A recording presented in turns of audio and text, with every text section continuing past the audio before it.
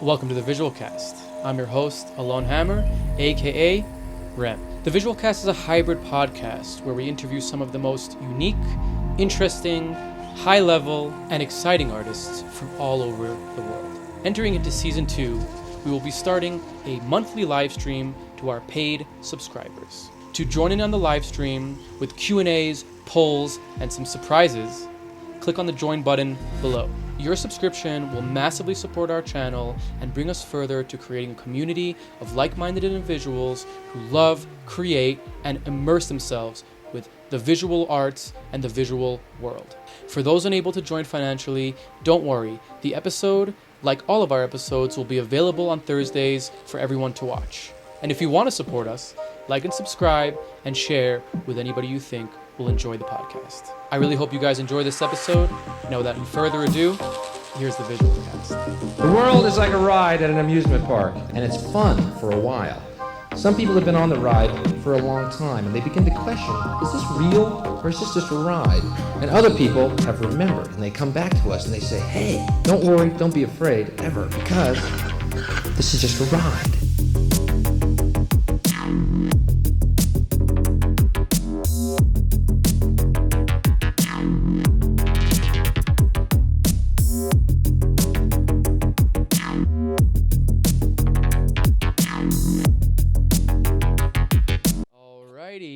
Welcome to the Visual Cast.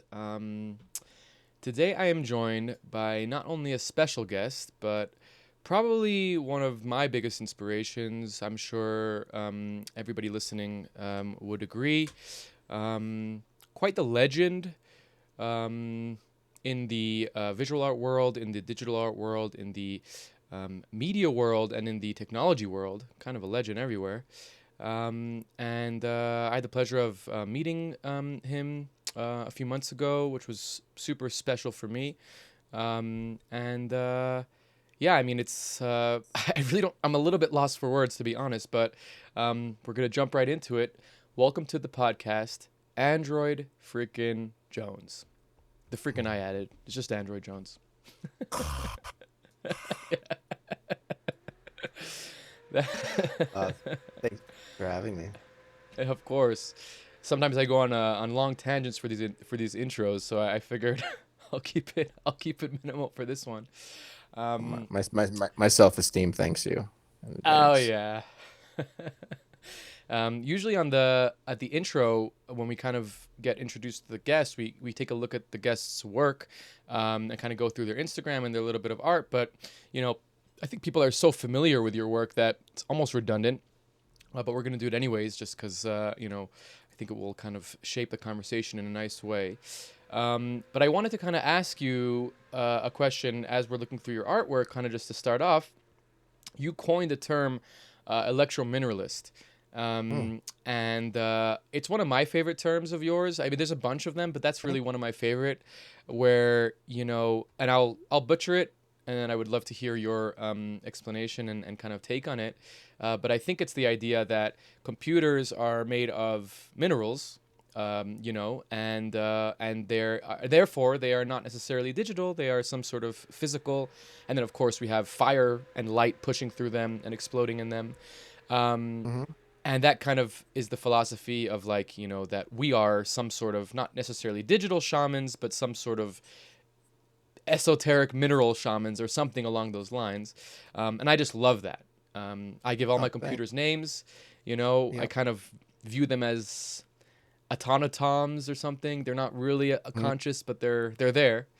So yeah, I'd love to hear where that term was coined, and give us a little bit about that. Sure. Yeah, I'm glad it resonated with you. I feel like it never really caught on as a term. But I feel like that came to me I was probably around like 2005 or 6. I was in San Francisco, and I think just during that time I was really my whole life was really absorbed with I was very deep in the flow of this creation, working with these tools, working with psychedelics and these tools at the same time.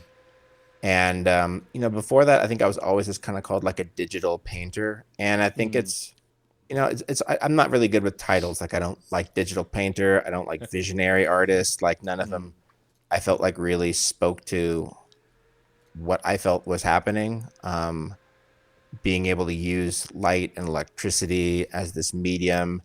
And I think it probably just came out of like a couple really like heavy LSD trips while in creation, really looking at the components of like, what is this thing that I'm using? Like this laptop, like it's iron and there's crystals and quartz and copper. And when you really like pull it all apart, it's just like, yeah, this is it's minerals. Like when you think about there's artists that were, there's pastel artists and there's oil painters and there's acrylic painters. Like a lot of artists just define them what kind of like, oh, this is, because we use language to try to kind of compress maybe complicated ideas and share that. And when I thought about my medium, I didn't really, digital just didn't really feel appropriate. And so, yeah, just the idea of like, well, really, I'm manipulating electricity, which, your thoughts and your ideas and your dreams are partly electric. And the end product is this, this combination of like man's ideas and mostly minerals is what our technology is made of. So, hence electromineralism. I love that. I think it's such a good take on, this digital art kind of thing. I mean, we're definitely going to go, early on in your career, but like, I feel like, and this is, I just thinking about this now a little bit, like you're kind of, you're a visionary, of course, but like, just in the sense that you kind of came into this visionary art world, as a digital artist, which is, I feel like pretty much maybe you're one of the first to do that, really, where it's like, did you ever get like pushback where people like laugh? Like, was there like any, I know that's not really the type of the community, but was there any kind of like, oh, you're not really one of us kind of vibe ever?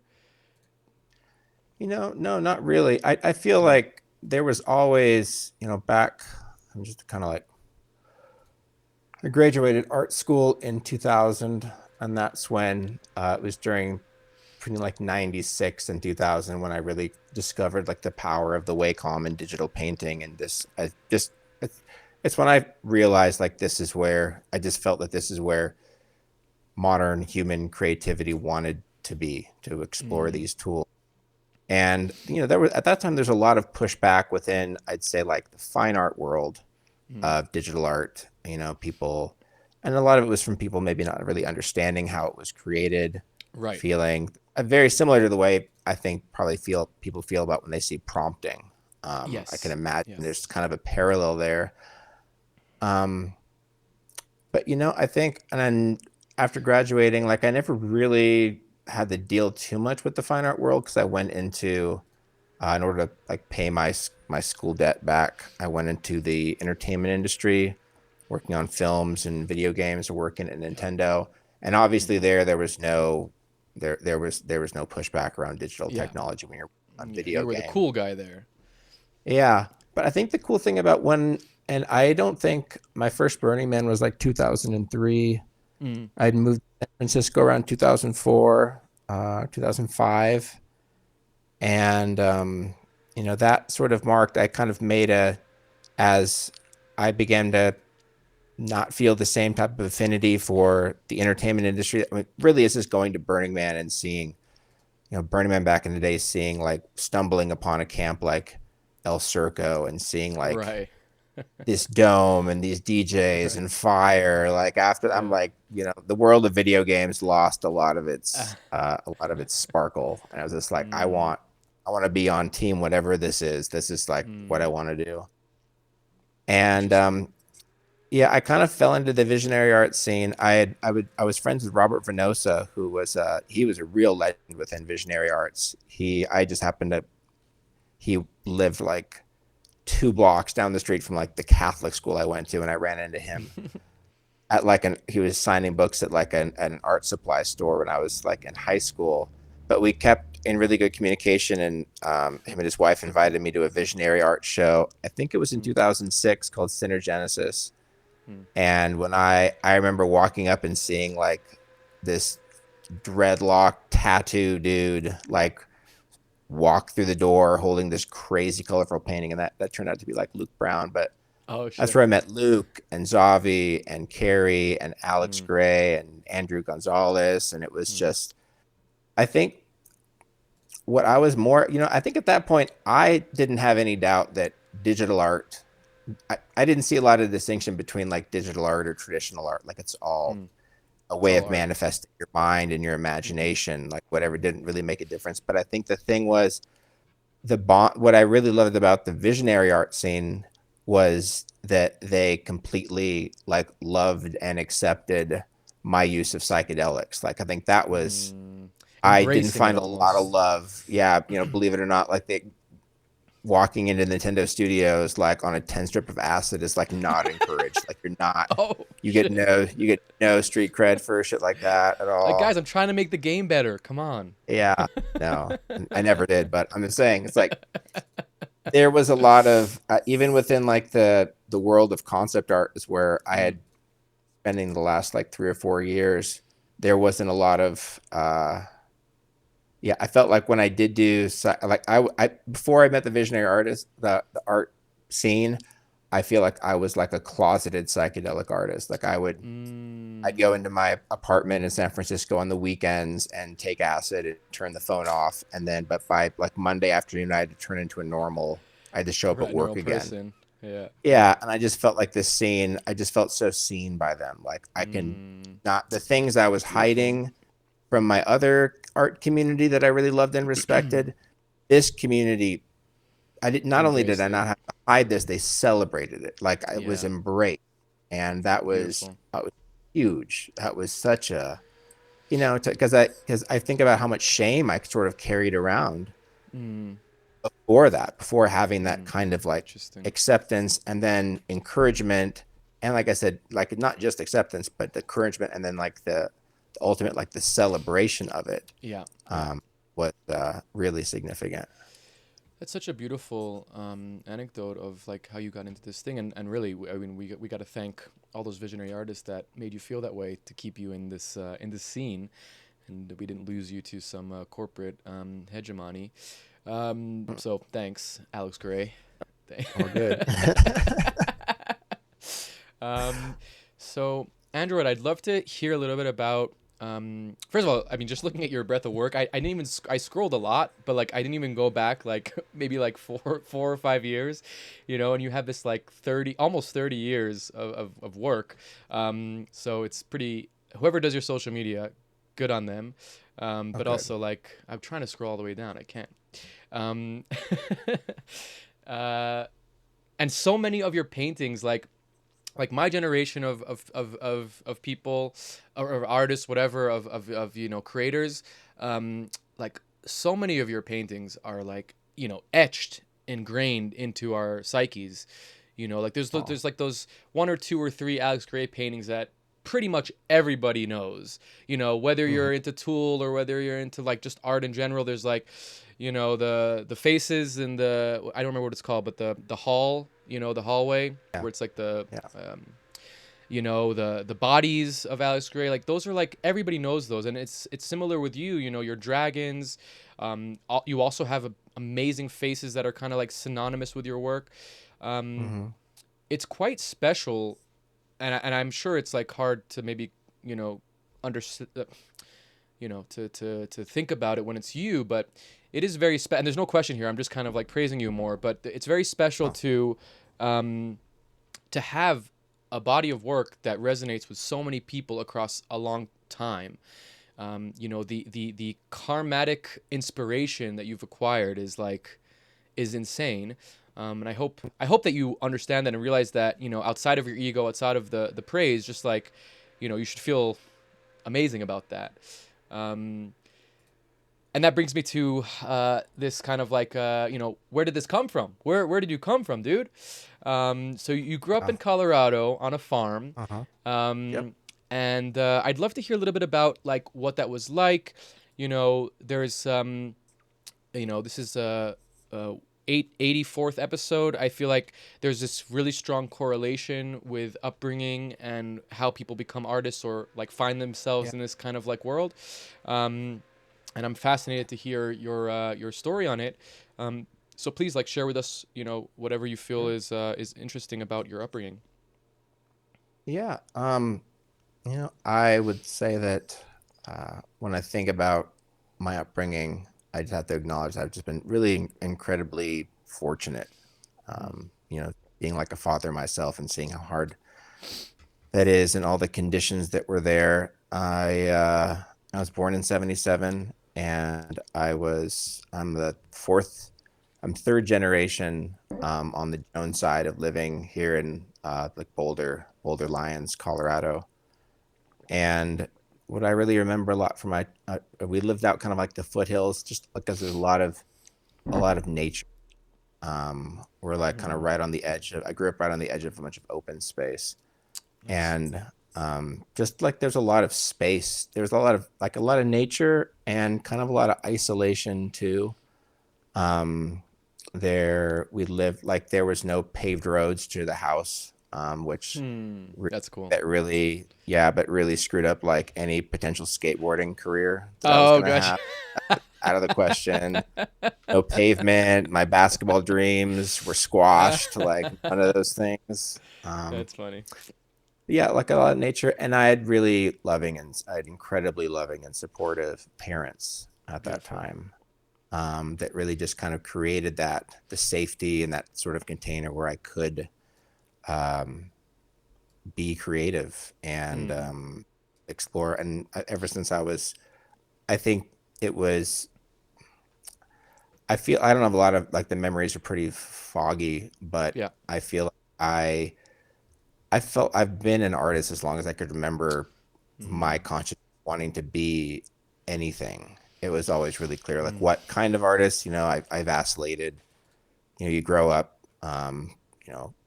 as an adolescent, like I was really into comic books and it's like, oh, maybe I'll be in the Mm. movies like I didn't know how I was going to necessarily like monetize it, but I just knew Mm. that art was the only thing that I was meant to do. Was it And a expression kind of thing, like a self-expression? Were you trying to emulate somebody around you? Were your parents creatives in any way? my dad used to be like an abstract painter, and Oh, wow. he supported our family as being a builder. He just was really good with his hands and built Interesting. houses. Interesting. Um,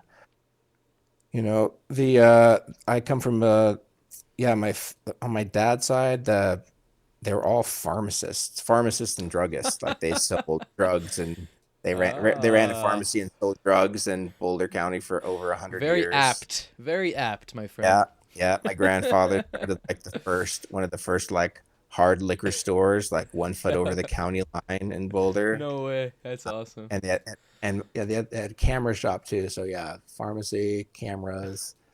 On my mom's side, we are related to the inventors of the Zamboni family. As for my Oh, mom, my wow. mom's. So there is a legacy of So cool. inventors of inventing the Zamboni machine. So it came from a good creative That's stock the for sure. the Zamboni machine Ice is cream. the one that on the ice rinks, right? Okay, okay. Oh yeah, yeah, Nice. Nice. So you yeah. felt But like growing an up, I artist think, from a very young age, like you just felt like that was your calling in some way. yeah, and I think it was just a place. And I think when I look back and kind of deconstruct things, what are the components that went into like me being me? Like, what are those factors? Like I said, like unbelievable. Like I was brought up in a really beautiful place. I had a solid, loving, and supportive family structure around me. Um, but I think one of the things that you know altered my timeline significantly is when I was 11, I had a brain surgery. I pretty much like went into a near death kind of existential experience where all of a sudden like I feel sick, my head hurts, and then I can't make sentences, and it was a very traumatic. To be like an 11-year-old boy, and then the next day you're getting your head shaved and they're Mm. cutting open your skull, and so I can just encapsulate saying it was incredibly. I it was for I feel like for all the trauma that living in a stable, loving family can afford you. Like this was a huge external trauma dump of you can die at any moment. You know, there's incredible pain. It was a really dark time. And I can see, you know, I do a lot of I do therapy now where I'm even still like unpacking like aspects of my personality that were a result from that trauma that happened at at a early age. And I didn't go to therapy at the time. Like I didn't know how to process these sort of emotions. And you know, when you're 11 years old and you get injected with like, you trade in this imaginary like immortality or vulnerability with the existential like, oh, you can die at any moment for no reason. Yeah, you know, it altered me, and I feel that in my 11 and the little boy that was just trying to attempt to like make sense of this new world that he was in. Like I was already artist before that, but I feel like that really just made me double down into drawing. I definitely I pulled away from the world in a big way. Like I lost a lot of trust in the world, God, what anything means. And so I looked for things I could control, and like I could control a sketchbook, and I could control like the world in my, you know, my imagination. Yeah, I played a lot An of like, escape you know, almost.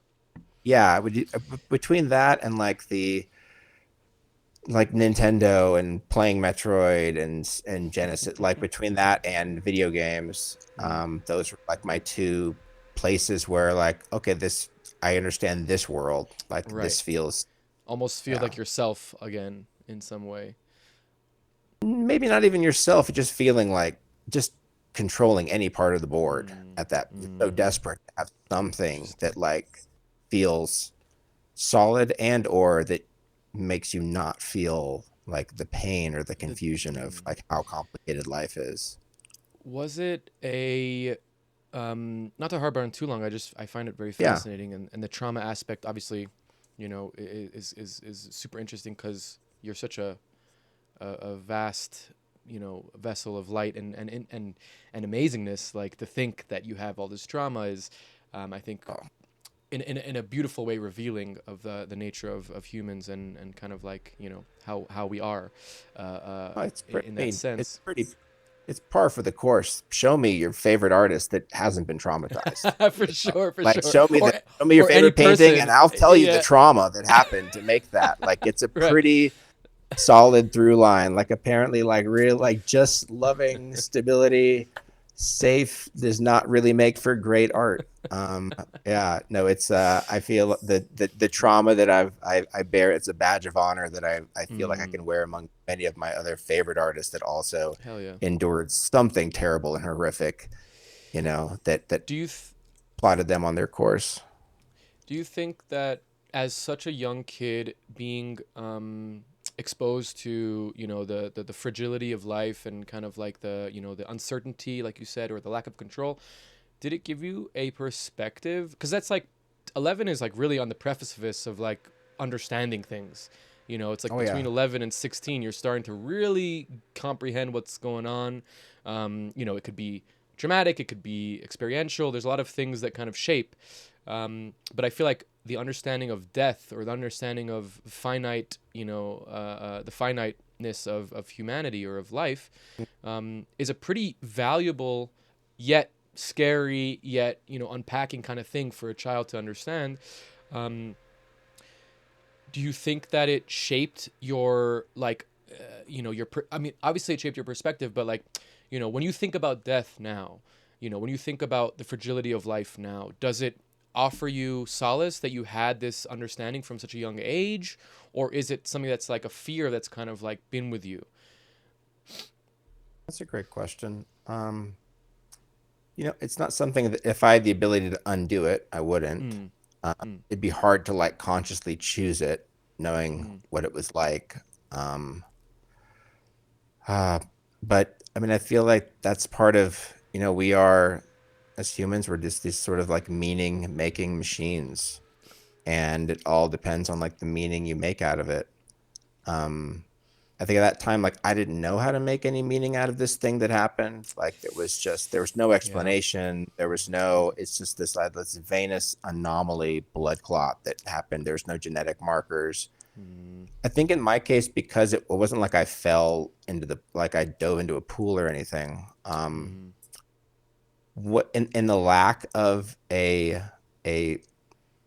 good explanation, like, we make up things. And I was Stories. born, yeah, I was raised Catholic. I went to Catholic school, and I remember my mom just telling me afterwards, like, that, instilling into me this belief that your life, that you were saved for a reason.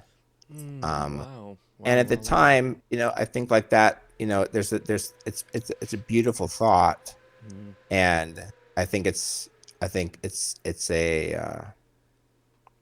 it was an idea that I think my mom really needed to believe in.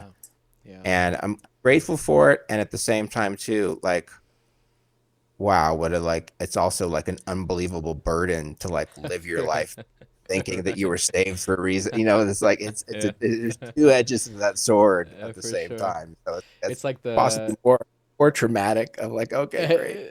for sure. It's like the idea of telling your kids they're special all the time, which is like, yeah, it's really good, but then it could also be like, wait a second, I'm special. Like, what, like, you're setting them up for this question. Wow, so fascinating. But as a spiritual person now in your adult life, you do bridge those things together. I would imagine, right?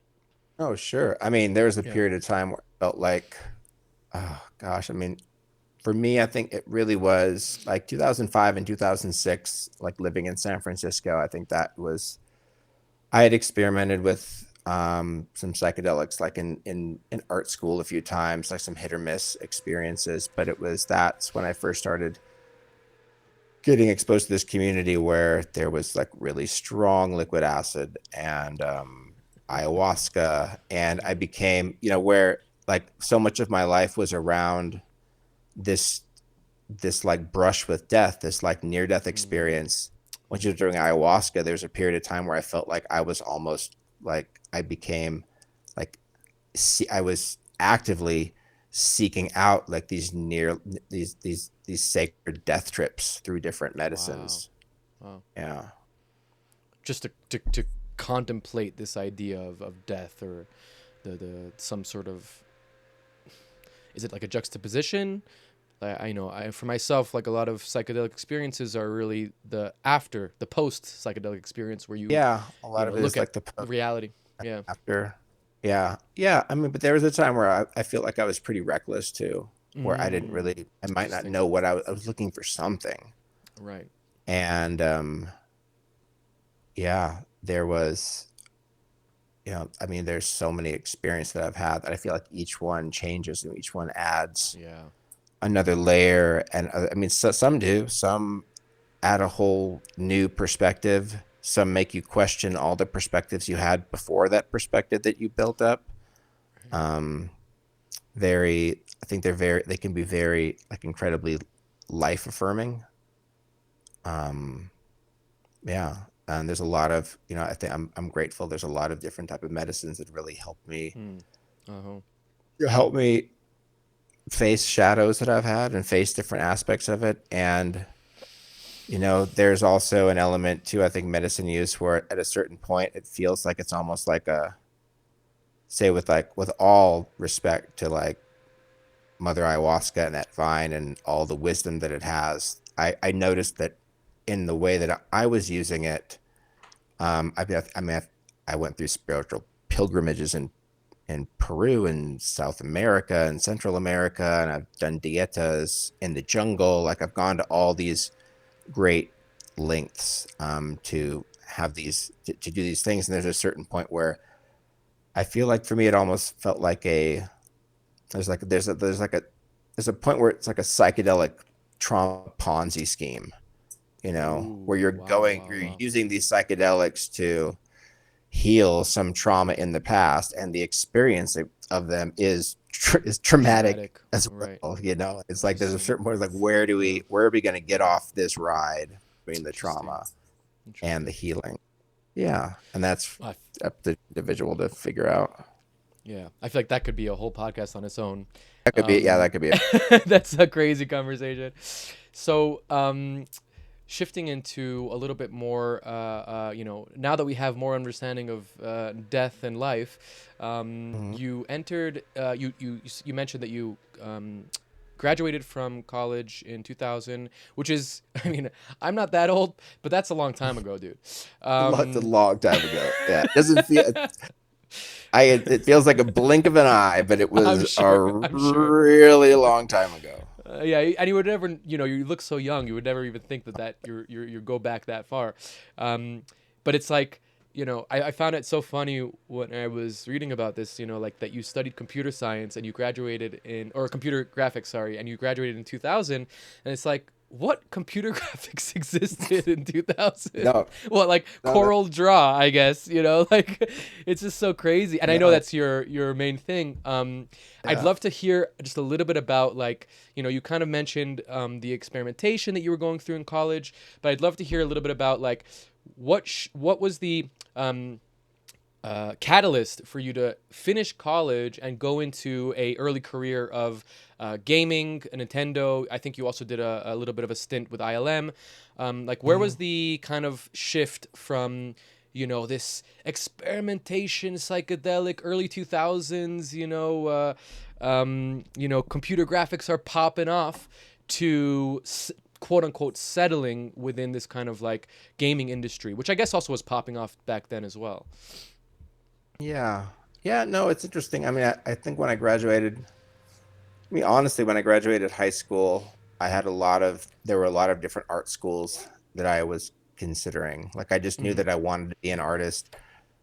And, choosing Ringling, I think it's part of like a love story. Honestly, the reason I chose that school is that I had a girlfriend that from high Mm. school that moved to Florida, and I was really in love with her, and I kind of Mm. wanted it. I'm like, okay, Ringling was 3 hours from Miami. I mean, honestly, that's one of the reasons I chose it. And going there, it's like, okay, I'm going to go to this art school. What's this art school good at? And I looked at their fine art department, and I wasn't like overwhelmingly impressed. They had a Mm. pretty decent illustration department, but the thing that they were really known for at that time, kind of like they were really renowned for, is their computer animation department, Huh. and that just seemed Interesting. interesting. I'm like, okay, well, if I'm going to be here, what makes a good computer animator? And Right. the animation program, they were always just emphasizing like drawing skills, like having really good traditional art and drawing skills Mm. is what makes a good animator. And so I'm like, okay, I'll do that. Like, that's what I'll be. I'll be a computer animator. And yeah, back in the day, like what you're asking, what kind of technology at 96, we had silicon graphics machines in 96, and Right. these were massive, Massive. massive, beautifully designed. To look, I mean, Google Silicon Graphics Right. 96. Like, they were sexy machines, and they were also at that time like $35,000 of Yeah, 90 right. money, Like which is like 128 that. kilobytes of RAM. So Yeah, crazy. and like, I mean, that would alone, like a like that they cost almost like more than a semester of art school cost at that time. So That's one of the crazy. reasons you went to there's a lot of I'd say the industry at that, just imagine the gatekeeping. Like, Right. can you imagine the gatekeeping? Like, you couldn't I even can't. dream about learning the skills to work I in can't CG imagine. unless you ponied up for a $40,000 Yeah. computer. That Yeah. this is like, the internet happened while I was in college. There was no Right. YouTube. You couldn't just watch tutorials, or there's no vibe Right. coding any of it. Yeah, you're seeing them like that. Like, it was, Yeah. dude, you look at that thing, you're like, wow, that's 30 amazing. grand. You're like, what the Yeah, fuck? yeah. And so we learned on That's those. We crazy. learned Maya, and we had Wow, to do, they Maya. worked off Unix, so we had to do like Unix Mm. coding. And I mean, I think after a year, your freshman year, you have a lot of varied classes, and you get into your major like your sophomore, junior year. Hmm. And I was ready to be just like the best animator ever. And Mm. I just started after a year. I realized, like, wow, I don't like this. Like, I don't like Mm. inverse kinematic animation, and Mm. I don't like the modeling tools. And I can animate. I get it. I understand how much appreciation it takes for really deconstructing just the movement of life and weight. Like there's a lot of things I liked about those things, but I'm like, yeah, but I don't like any of these more than I like drawing. Like I wouldn't trade my drawing skills to do this all day long. So do you think it's like, because this I think is a very fascinating thing, especially back then. You're younger, the technology's younger. Do you feel like if you would have gone and learned computer graphics in 2020, let's say, and you'd be learning Blender or whatever, it's Cinema 4D or whatever, and like Yeah. the motion graphics aspect, and it's a kind of a weird question. Maybe it's not about like what would be, but more like, can you quantify that feeling of like, oh, I'd rather draw versus like sit and be technical on the computer, because you ended up sitting and being technical on the computer regardless, right? But like it's almost like Yeah. a roundabout direction. Yeah. I'm wondering, like, was it just like the slow? Was it slow? Was it not? There was no feedback, that there is now with real time stuff. It's interesting. I mean, it was just a time back then. Think about what happened. Just look at like what films were happening between 96 and 2000. Like Right, Terminator. when I was in school, like Jurassic Park just came out. Yeah, Like Jurassic Park. I don't even think people can imagine what it was like before Yeah, Jurassic Park and after, like seeing that. Like it was magic. It was That unbelievable. scene, that Oh my pan gosh. to the And like, dinosaurs. yeah. And while I was in school, I mean, and computer animators were so in demand that I remember being in school my freshman year. There were studios like Warner Brothers they were like poaching the juniors and seniors like they were like quarterback draft picks. Like this one, like Warner Brothers bought this dude it was a Mustang. They bought him a Mustang in order for him to like promise that he was going to go there when he graduated. Like it was crazy. Like that was, well, sophomore freshman year was crazy. And by the time we graduate, like 4 years later, like, Disney lays off like 100 animators like that. Once we graduated, it's like, oh, this market's saturated. But it was a wild time. It was a wild time with like, and what is similar, even though it was decades ago, a different generation, there's always been a wild amount of vitality and volatility in your expectations, sort of like versus the reality or what you think you're going to do. And I can say that even though I realized like I don't want to be animating, I don't really want to deal with all the Unix and the technical aspect, I knew that I really loved drawing. I really loved creating things. My background, even before art school, was in traditional drawing and academic drawing and form and structure. And I loved all of these principles.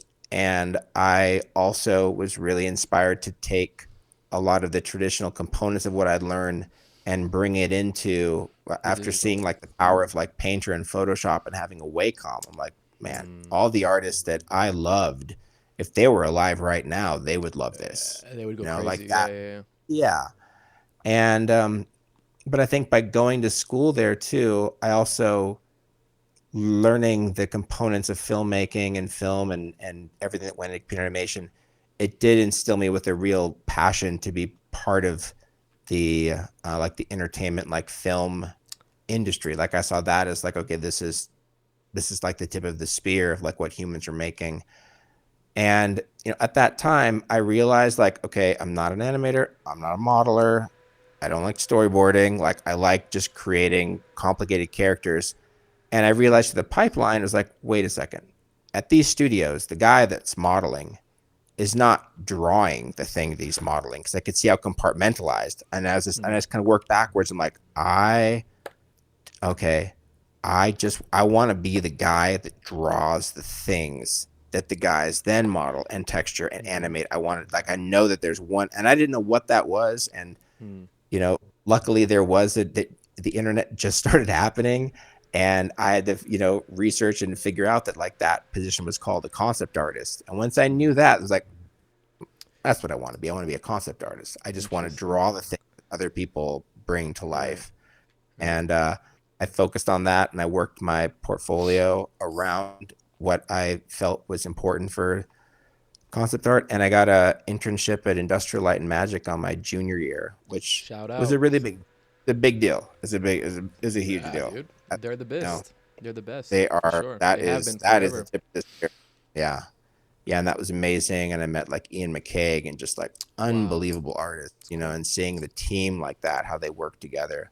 Yeah, that was really, that was wild. So That's yeah. so cool. And then maybe it got messed up, but you did work for Nintendo for a little bit, right?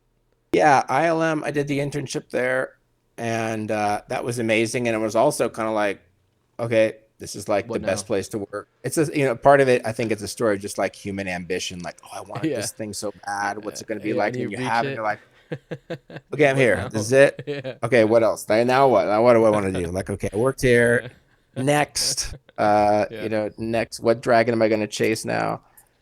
And yeah, I ended up, when I graduated, a lot of my decisions were kind of mercenary. I was just like, okay, where Mm. am I going to be at? Like, you know, as soon as you graduate, it's like I felt like maybe I just wasn't understanding like the crippling student loan debt that I had Yeah. authored Oh into, shit. to have access to these $30,000 computers. And so it became a Mhm. real priority. Like, how do I pay this off as soon as possible? Mhm. Mhm. And at that time, uh, the games industry was paying better salaries than film was, and there were actually, I'm trying to think. Yeah, I went directly into a job in southern at Interplay was the first place I worked, and I worked there because they had hired a friend of mine named Kevin Llewellyn, who was one of my closest friends and one of the most amazing artists. And they had Justin Swede and Jason Manley. They had a stock of concept artists in this one studio, and I admired all of them. And so I went there to work with them. And that, I think I worked that job as long as it took me to realize that I don't want to live in Orange County, or I was like commuting from Redondo, and I Right. quit.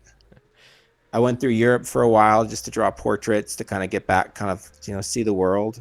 Hmm. And yeah, when I came back, I a there's another student that I went to school with at Ringling. He had graduated in animation a year before me. It just worked out that he's like, hey, I work at this company in Texas, and we're working on this project, and I can't tell you what it is, but I think you'd really like it. Like, send your portfolio. And I sent in and met them and heard they were making the Metroid Prime, and I was just like, I'm your Huckleberry for that. Dragon I've been, achieved. yeah, my whole life has been going towards this Getting moment in done. time where Yeah. like I am the guy that you Is want for this, and I Heck was. yeah. And yeah, I So worked cool. for Nintendo for like 5 years on Metroid. Five The years. main that Wow. Yeah, I was the lead concept artist, the only concept So cool. artist. Um, we only had one concept artist in the studio at that time for Metroid Prime and the two sequels, the whole Metroid Did you go to Japan? GameCube trilogy. I never did. I did go to. Mm. They'd send me out to the Seattle office to do some concepts. I got to meet with Tanabe, and a Wow. lot of the. So cool. I worked directly underneath these incredible game designers, Sure. and they just came out with a book. There's a book that's out now. That's it's the what is it? It's like the Metroid Prime Like retrospective, compilation, and retrospective. it's sick. It's a hardcover book. I have It has a nothing bunch to of do your with the stuff in book. there. What? Does it have a bunch of your stuff in there? Like a bunch of your concept arts in there? It must. Yeah. It's got Yeah. like I think 275 illustrations of mine Shit, dude, that's in so it. cool. Yeah, That's so it's like cool. five. It's 5 years worth of work. That's Um, amazing. it's cool. Yeah, the only thing you won't find in it is my name. Yeah, well, that's part of being an employee in the machine, my It's a, friend. yeah, it's a. I get it. It's a cultural thing. I am Yeah. Nintendo, and Nintendo is me, so it's all good. Yeah. It's totally good. But yeah. Wow, what a cool pinnacle to, like, you're playing these games as a kid, and then you're going and designing the art for it, and like Oh, that 5 year experience must have been so like gratifying. I can only imagine, like, working on something, and also like concept art is so so cool. early on in the chain. Like, working on Oh, something in concept art and then seeing it a few years later as like a thing must be like, must be crazy. yeah, Um, and I think it was like yep. one of those things too, where the studio I was in, Retro Studios, like it was unproven. Like Mm, Nintendo basically just poured a ton of money to make just this like Voltron of like talent to make mm, this studio, and they originally were going to give it a couple games, and they canceled the games they're working on, and Nintendo just decided like, hey, let's just give this Metroid license to these guys in Texas and see what they do. And they turned it into a first-person shooter, and it was just that first year was just like a lightning in a bottle with everyone, So with fun. the talent of like the programmers and the modelers, and we were like, nobody knew how cool, like what a cool thing we were working on until it came out. So It's that so was, I awesome. was super fortunate, really lucky, and really grew so many great people that I met and worked with there. Hell yeah. Yeah. Kind of continuing a little bit on your career. I've seen you mention why you left the gaming industry, and I'm happy to kind of jump in that a little bit, but I would like to jump even a little bit more ahead, and feel Yeah. free to Yeah. tie it together. But like, starting your projects, I think maybe, I think people are familiar with you from different times of your career. Personally, I knew or heard about you. I've told you this before, but like the first time that I saw you was in Israel in like 2000 and I think it was like 2014 or 15. You did Mm. your Phaedroid show Yeah. with your partner, and it was actually at a point where I wasn't really sure about what I was doing in my life.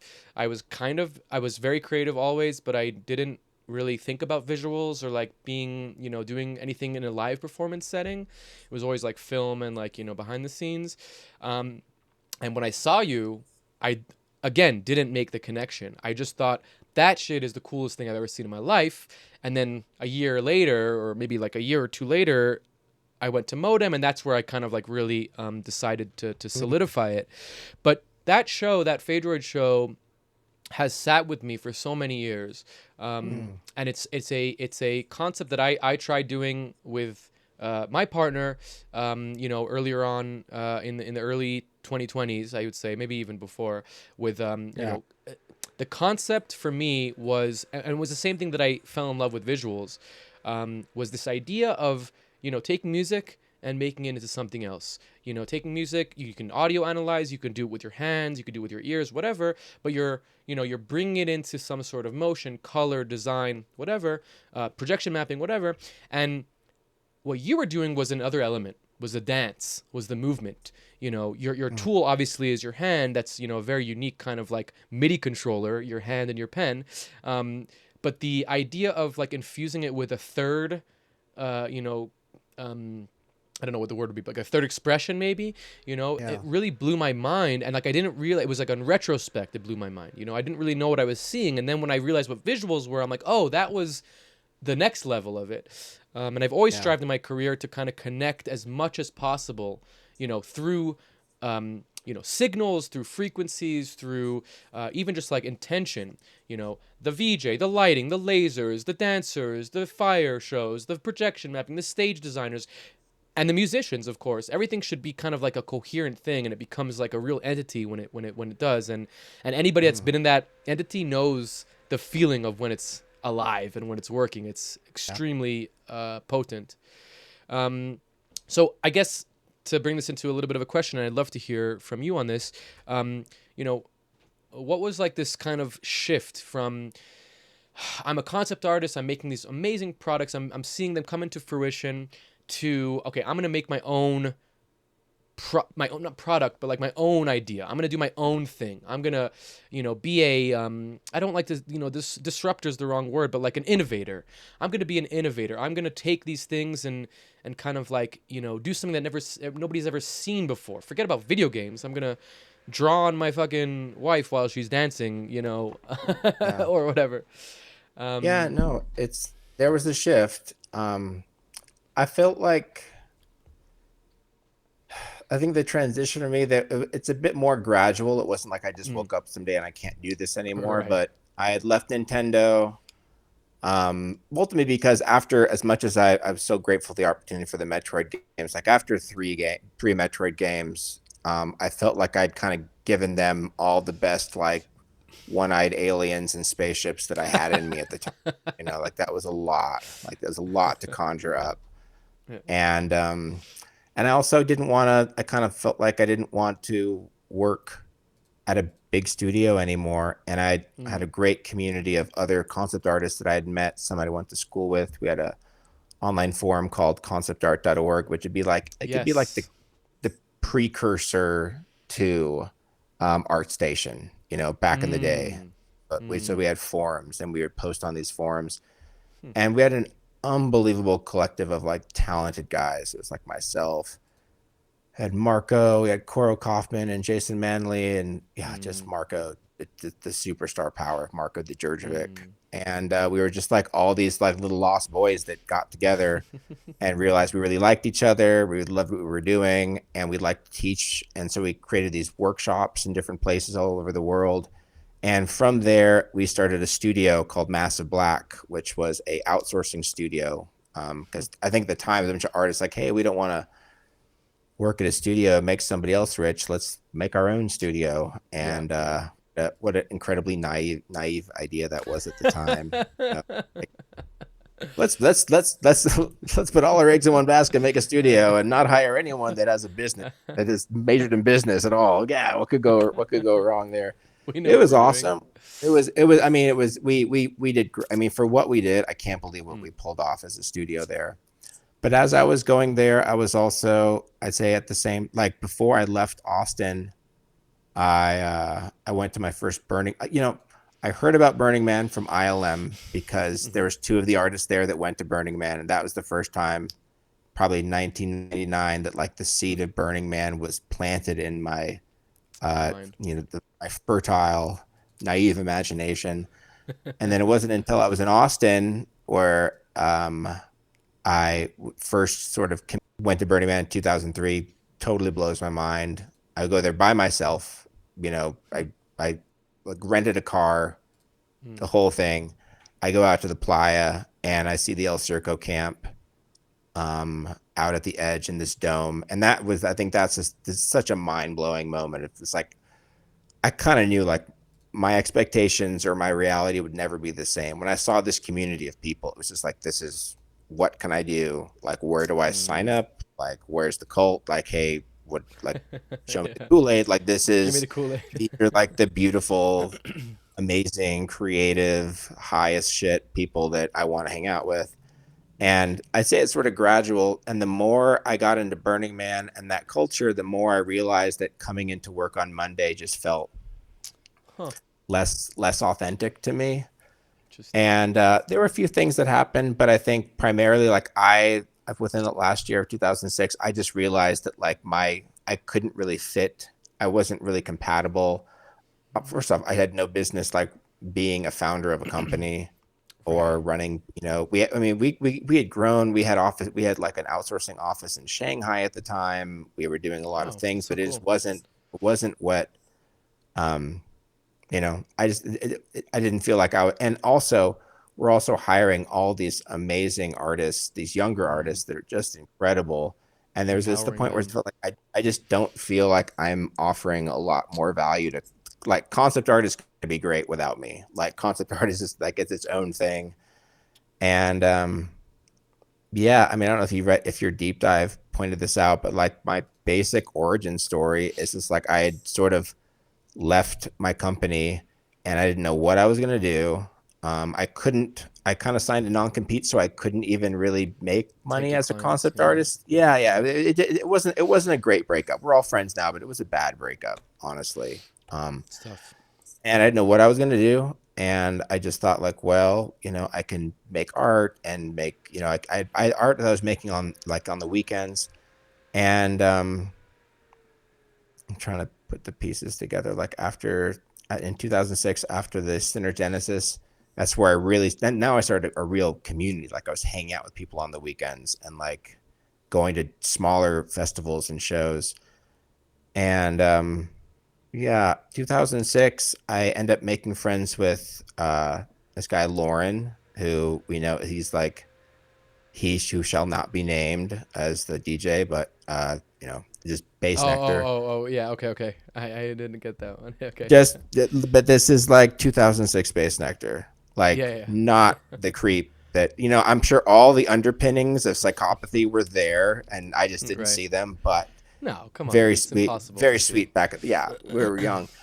And he invited me. He's like, "Hey, I want to hang out." We were good friends because I worked on an album cover for him. He's like, "Hey, come on tour." What can I? Because I was actually airbrushing. I was like moonlighting at doing airbrush on like models and dancers at festivals, because like airbrush, that was for me, airbrushing was the best ticket backstage, because there's two different at events. There's backstage and there's not backstage, and I wanted fucking backstage. Who Come doesn't? on. Dude, at these events, Who come doesn't? on. You want definitely want that VIP pass. I was like airbrushing people at festivals, and I was doing the digital painting, and I was familiar with doing live painting in front of audiences because of the work that I was doing at our concept art workshops. And when Lauren was like, "Hey, come on tour with me," and I'm like, "What am I gonna do?" He's like, "Whatever you want to do, just like come on tour." And I was just like, "Well, I really want to come on tour with you." And I guess can I run, like, if are there screens behind you? Like, can I fill up stuff on the screen while you make music? And he's like, "I don't care." And I'm like, "I'll live paint." And he's like, "Whatever. Like, just, are you on the bus or not on the bus?" And I'm like, "I'm on the bus." And I think in between, after making that decision, another friend of mine named Thunder Chicken, wherever you're out there, I love you, Thunder Chicken. If you're hearing this, I love you, Thunder Chicken. We love you. This guy, Thunder Chicken, he gave me a vial of acid. And I'd never had a vial of acid before. As I've Thunder had acid. Chickens do. As Thunder Chickens do. And this was not just any acid. I mean, this was... Yeah, Thunder Chicken acid. But I remember like holding this vial, and I remember he handed it to me, and I holding it in my hand, and just it wasn't even a prayer. It was just like my life is never going to be the same again, And it wasn't. It was never the same again. And I went on tour with Bass Nectar, and that's when I strapped on the Wacom. And I was at the first shows. We were playing shows of in Sebastopol. I think our first show was in Sebastopol. There was maybe 150 people there. Really? Wow. Yeah. This is early. Way back in the day, dude. Way back in the day. Yeah, and you're just rocking up with your Wacom, like this and I'm rock just on my star, Wacom, and I remember there's maybe a couple hundred people at the show now that I think about it. And I'm making a piece of art while there's things in the background, and then there's a moment where people finally connected, "Oh, what's this? What the fuck is this guy doing?"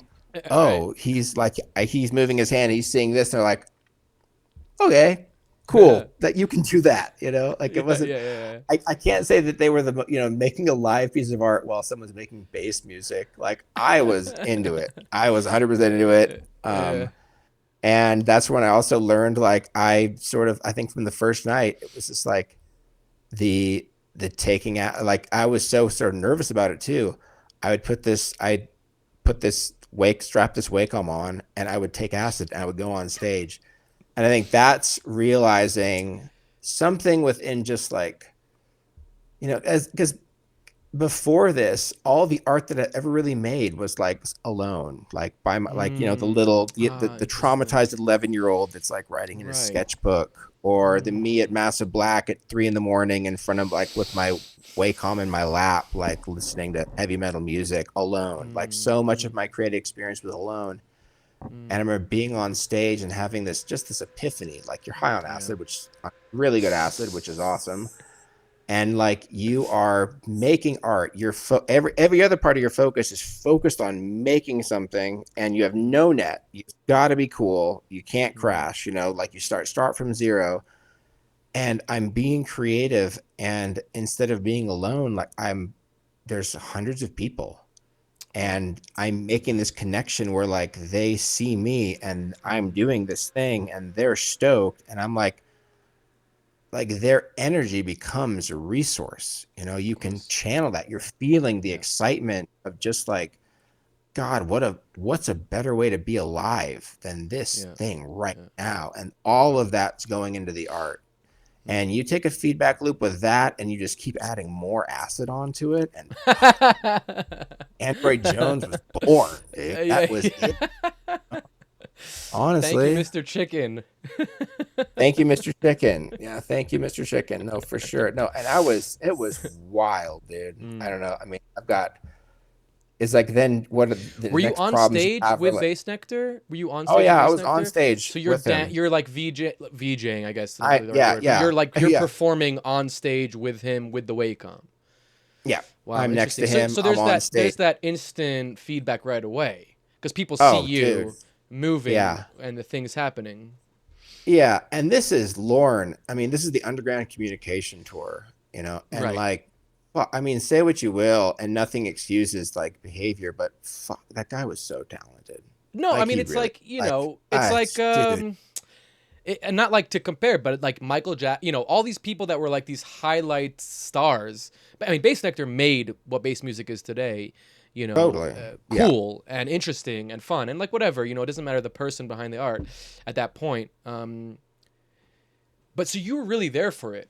I Yeah. didn't really make that distinction. I thought that you only like did a few shows with him, but it really was kind of like it's interesting actually now that I'm even thinking about it is that like Yeah. the connection between bass music and visuals in the United States for sure is a very direct connection.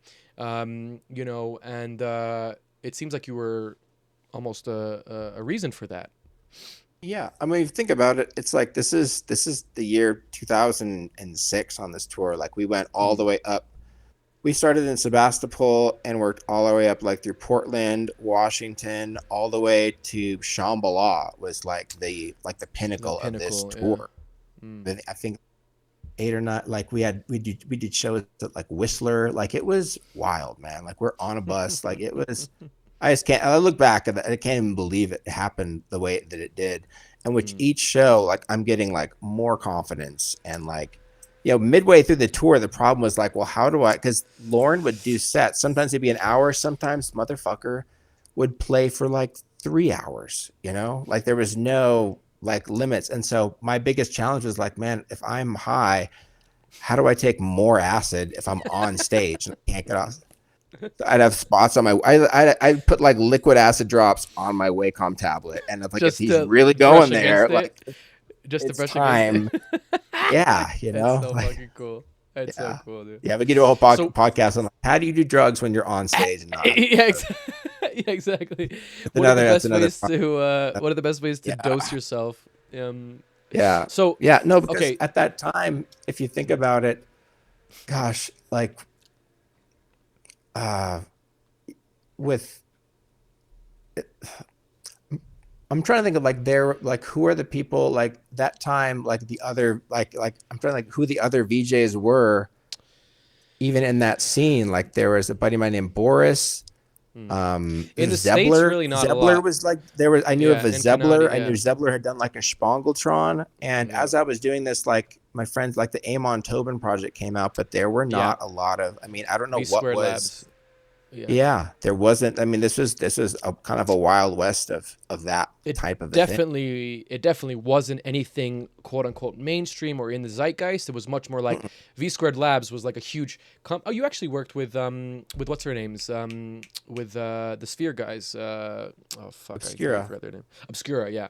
There was like, Yeah, those yeah, companies were popping up. These like totally. creative studios that are doing these massive projects that somehow trickle down to the zeitgeist of like, the Amon Tobin show or like, what you were doing the like you said the Yeah, Spongletroid. And in Europe, it was popping off with projection mapping and stuff like that. But yeah, 2006 to 2010, there's a yeah, window of like the Wild West, like you're saying. It must have been yeah, super invigorating because it's almost like that rock star energy of like, yeah. what the fuck is this? And you're like, oh, it's just my Wacom, like whatever, Totally. like Yeah. it's my guitar, like Nobody could tell me what to do because they couldn't tell me what not to do because there wasn't exactly. anything that was happening before. I mean, people were just like running. There was Resolume, like people were running clips, Right, but the right, idea right, right, of right. like live, I Real mean, time performance. Forget about it. real time performance. I mean, and like I think the only precursor to that was, guys rocking like overhead projectors Oh, like and liquid dye and liquid light. ink. Yeah, yeah, Like I mean, yeah. like there wasn't a lot, so there wasn't any. So I feel 100%. like the real time thing was definitely a new thing, and it wasn't like, oh, I didn't go into it like, oh man, I'm going to be like a real time digital artist. Generative. For Yeah, me, yeah, it was just about like, God, like how do I couldn't, like, there isn't anything. There's a lot of like cool clips. Like because Boris and some other guys would run like Resolume and do different clips. I'm like, okay, that's cool. Or you flip it here, that's cool.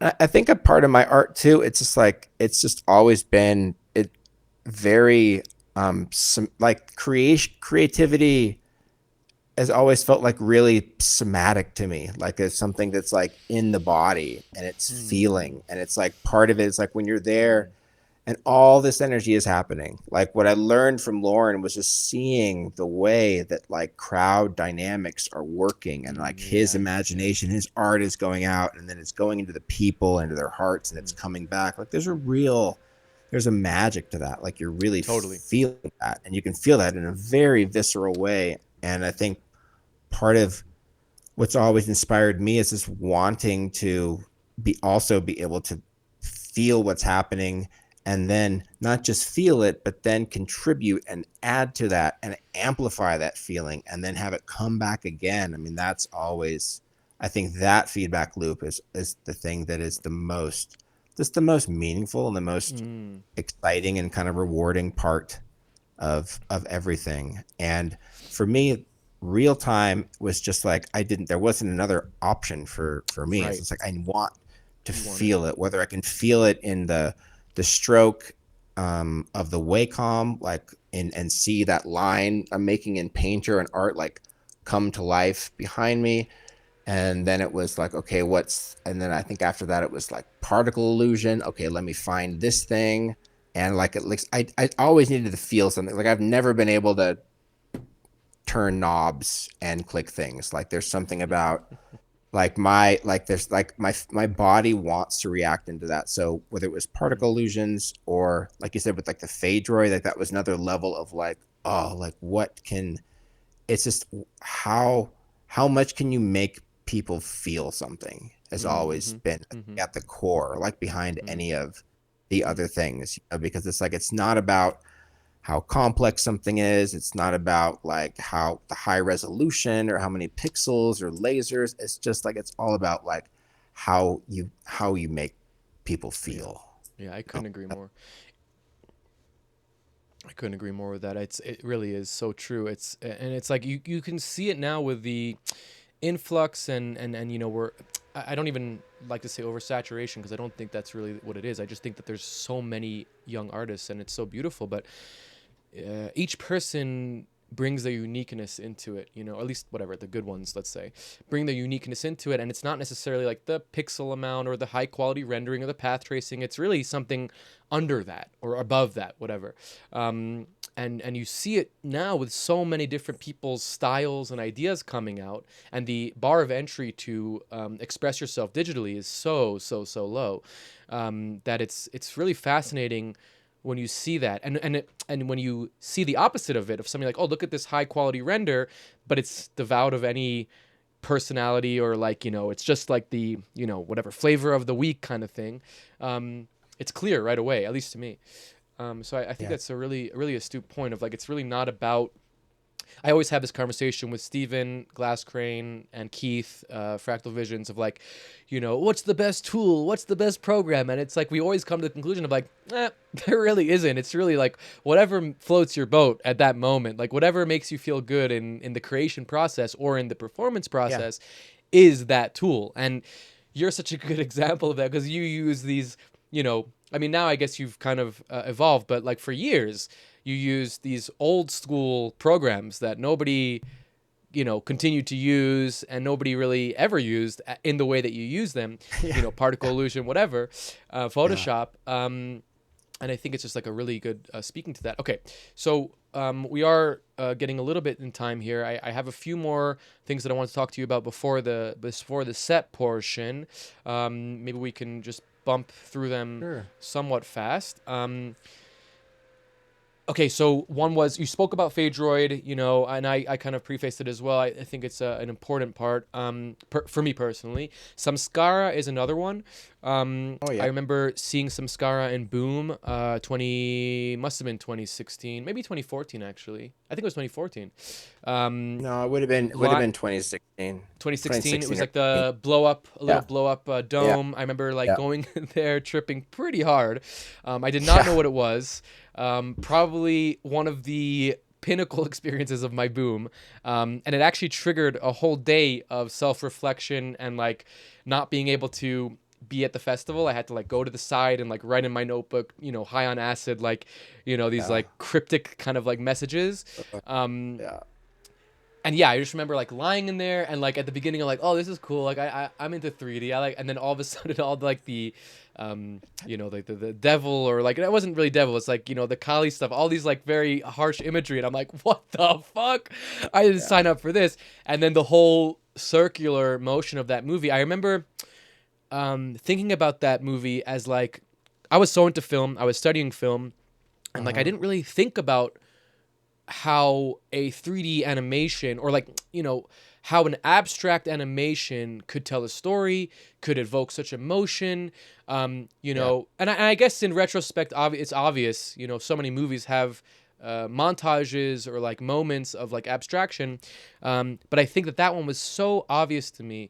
Of like, look at this kind of like, this is the cool art that I see when I'm tripping, or this is the visionary art, but with like the filmic storytelling, grasping you, really putting a concept into you. Yeah. So Samskara is so amazing. And then I also wanted to, I don't know much about your exhibition at the Smithsonian. I'd love to hear a little bit about that as well. And then Microdose, Chimera, and Lightbrush are also notes that I have here. So I'll let you take it Gosh. away. Man, I There's feel a so few more, but prolific. I'll. You are you are so prolific, dude. You are so prolific. It's insane. It really is Yeah. insane. Gosh. Yeah, just stringing it all together. Um, yeah, I'd say, yeah, Samskara is a project that I'm incredibly fond of and also feel so fortunate to just be part of that, to have a role in that's creation. It's coming on, like, I think we're hitting like our 10-year anniversary this year, which is just Wow, wild to think about it. wild. Yeah, and that there's another podcast around like how that came into being and the story and me For and sure. Swami and going to Thailand. Like Mm. it's a whole thing. I'll just say that like that there with Samskar, there's a certain magic in there where it's like, I think it's like, there's I'm as I become more mature and I'm mature with age, like as an artist, you're in this moment, you're always like trying to be the tip of the spear, or what's the most like current technological thing, or how can I push this edge, or how can I break into something that hasn't been before. Like you're always um it's kind of it's almost intoxicating to kind of be within that. And as I mature as an artist, I realize that like there are things that it's not just that, the current technology that makes a piece of art. It's everything. It's the set and setting. It's everything that was happening around it. Wow. I just think Wow. about with 2016, what was happening like in my life as a human, to be approached by this group, like by a Russian Hare Krishna gangster Swami, to Yeah, go to I have him. Thailand to do this thing, and to like to oh, and you can also work with, and he's Did you go Russian, to and the you work ashram? with. You went to the ashram? You went to Oh his yeah, yeah, I ashram? went Yeah, in yeah, you Chiang must Mai. have, Oh right? yeah, Yeah, yeah, yeah, yeah. unbelievable, I can unbelievable. imagine. So I much can. love, so much love and respect to Swami and his whole thing. Wow. I mean, Yeah, yeah, yeah. talk about like a maverick. That's another. I mean, that's Mm, a whole other can of worms. But for sure. with everything that went into that, and I look back on it, and it's interesting because I see it. I'm thinking we still play Samskara. We'll play it like 2 or 3 times a year here. And there was a point where, when it first came out, like, oh, this is so cool. And I can remember even like watching it for the first time with other people too, and being like, I've seen it hundreds of times. And so I see every little flaw. I see this pixel, like where this is, where that, like there's a part of you have this energy that always wants to make things better, and everything could be better and faster and more real time and higher resolution and all of this. But what's really interesting now that I've had time to reflect back on it, like when I go and we still play Samskara, I see it through a lens where it's just like, wow, like we'll never make this again. Like this is impossible. It's impossible to make a thing like this again. Like especially now with AI and the pipeline and this and that, like you can't create that. And it's just like, oh, this is its own thing. It doesn't have to just be better and better. It's like I love vinyl records. I play vinyl records all the time. And I'm like, wow, Samskara is like, I feel like it's kind of like its own little time capsule of like a thing. Like it stands on its own and it still hits. It still works. And I can tell you that with the amount of where I've gone and understanding what it's about and what I thought it was about, what it's really about. Like it's a big thing. And it's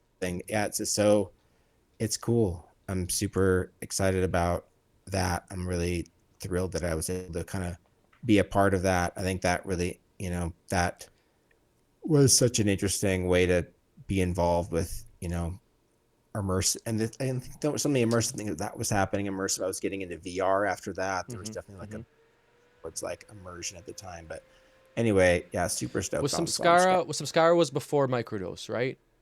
Like it was a lot before, or like almost. Yeah, timeline kind of goes. Let's put it together. There's I get it. I start doing visuals in 2006. I think around 2007 or 8 is where I figure out, like, I realized like live painting is cool. I'm making cool art, but like it's not that cool to watch. I got to have something more dynamic. That's when me and my buddy Fong introduced me to this program Particle Illusion while we were doing some digital, like doing some kind of like After Effects movie stuff. And I'm like, oh, what is this? Holy shit, I can make this. And then it was like I was doing Particle Illusion. It was a night at Tipper, I think at the Warfield, and Carrie Thompson just had this like really sick stage design. And it was kind of like, hey, Andrew, you want to do visuals? I'm like, yeah, what do you got? I'm like, well, I could try this out. I think that was the first time we used Particle Illusion.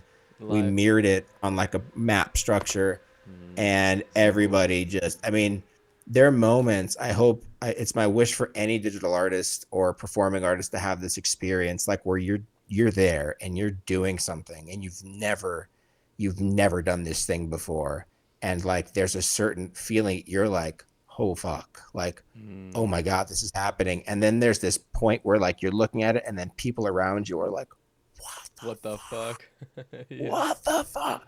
Like that is, bro, like the level of like flow state just is unbelievable. And that's what happened at that one Tipper show, where it was just like nobody knew I didn't know this was possible. It was the same like when we discovered Phaedroid. Phaedra and we were in Hawaii, super high. I think a lot of things happen while I'm high. I don't know why. I wonder why that is. Super high. And like I was just playing around with particle illusion. We were in Hawaii. We were at a regional Maui Burning Man that was taking place in like the Miami like YMCA. So like there's a bunch of just trippers in the YMCA after hours, and like I'm projecting particles onto this white wall in the gymnasium. And my partner at the time, Phaedra, she's this unbelievable dancer, and she has this like crystal, her whole thing was kind of like David Bowie, that glass ball, and she was moving the glass ball, and honestly she just wandered like in front of the projector, and it was like magic. Hold on, wait a second. And like, yeah, so many things.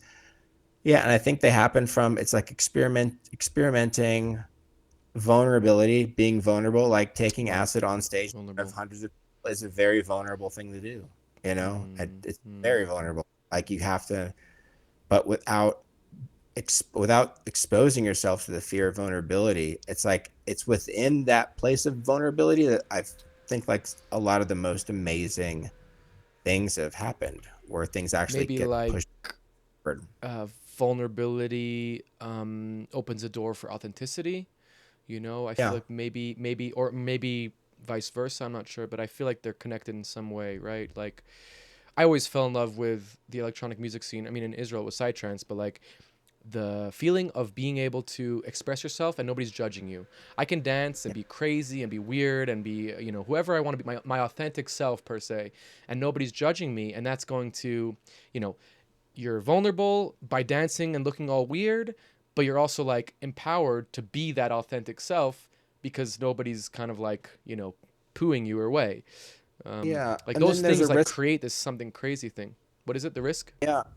Well, there's something also happens too, or a real vulnerability is like where there's stakes, where it's just like Right. everyone is judging me. I have to really Right. perform right now, Right. People brought me like here to that. do something. Yeah, yeah, yeah, Yeah. yeah, yeah. Yeah. No, there's like, there is not unconditional love and acceptance in this scene. When somebody's paying you money. It is For what have sure. you done for me lately, and how much does it cost? Like fucking, let's not sugarcoat any of Yeah, this bullshit I'm remembering at my all. 20-year-old self enjoying it in a different way. Yeah, Perspective yeah. changes when you get behind the scenes, for sure.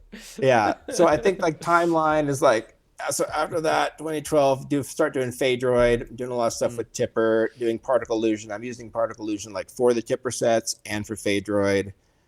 And that is moving forward. And I feel like I think it was the Tipper Red Rock show where I feel like the Tipper Red Rocks performance I gave at that show 2015, 16. That was such a pinnacle. Like and this is something too, when it comes down to, really talked about this, but what it really means to VJ and and I'm sure every VJ has different philosophy of why they do things. Like I said, I'm very somatic. I'm really about feeling. My approach to real time is really about being in my body and trying to take the inspiration and take the music. And often, especially with Tipper, I feel like I am in service to Tipper. I'm in service to Tipper. I'm in service to the experience that everyone is having there and the community. And I want to put as much into that. And like with Tipper, I often feel like I just want to be the visual translator of like whatever the alien language, like whatever Tipper is channeling. And I remember that performance at Red Rocks was just, oh God, man, if I could just relive that thing, like to be there. And it's interesting. It's like the vulnerability. Like it was my laptop going through HDMI directly into that projector, real time. There's no in between. There's no net. Like if I crash, everybody crashes with me. Like it was 1-to-1, zero latency, just being there. And I felt like in that and being high and feeling, I felt like that was the best I could ever have done it, translating the language of Tipper into visual like shapes and images. And I feel like after that show, I'm just like, particle illusion's done. Like this is it. Like I hit the What's like, next? you got to know when to hold them and fold them at times. It's just like that was it.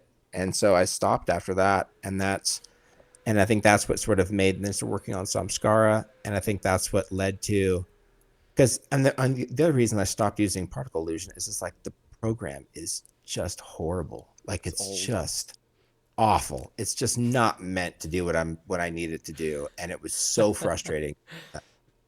And in Oh, how the tables 2016, have turned. oh yeah, now I just make my own like Your- mind complicated software that's a bitch to use. Yeah. But yeah, no, that's what that led to MicroDose was getting exposed to some VR, and feeling, I want to say we vibe coded it, but we didn't. We Fong and Scott coded it. Shout out. But yeah, that was sort of like getting exposed to Unreal in like 2015, 2016, and seeing like, oh man, this is a tool that you can like make tools and make cool things with. Yeah. And I just super fell in love with the medium of VR and what you could do. And that happened. Yeah, that was like kind of right when I think like when Samskara finally happened, maybe happened a little, they overlapped a little bit, but yeah, MicroDose is what I went to do. Like once we finished Samskara, I focused more on the MicroDose stuff. Yeah, I think the MicroDose is probably how most people know you nowadays. I mean, again, not to diminish, but like, I think the younger generation for sure. And it's like, there's like two sides. There's the people that have seen it like in an exhibition, right, and have put it on themselves and done it, and then people that have seen you use it, you know, the cracked version of MicroDose, let's say, or the the droid version of MicroDose.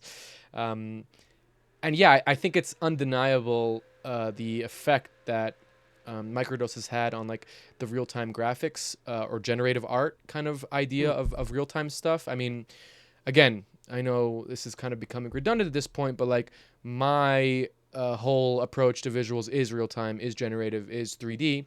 And my first kind of like, oh, this is possible, was seeing MicroDose being used, you know, on like a video somewhere. I don't even remember where I even saw it.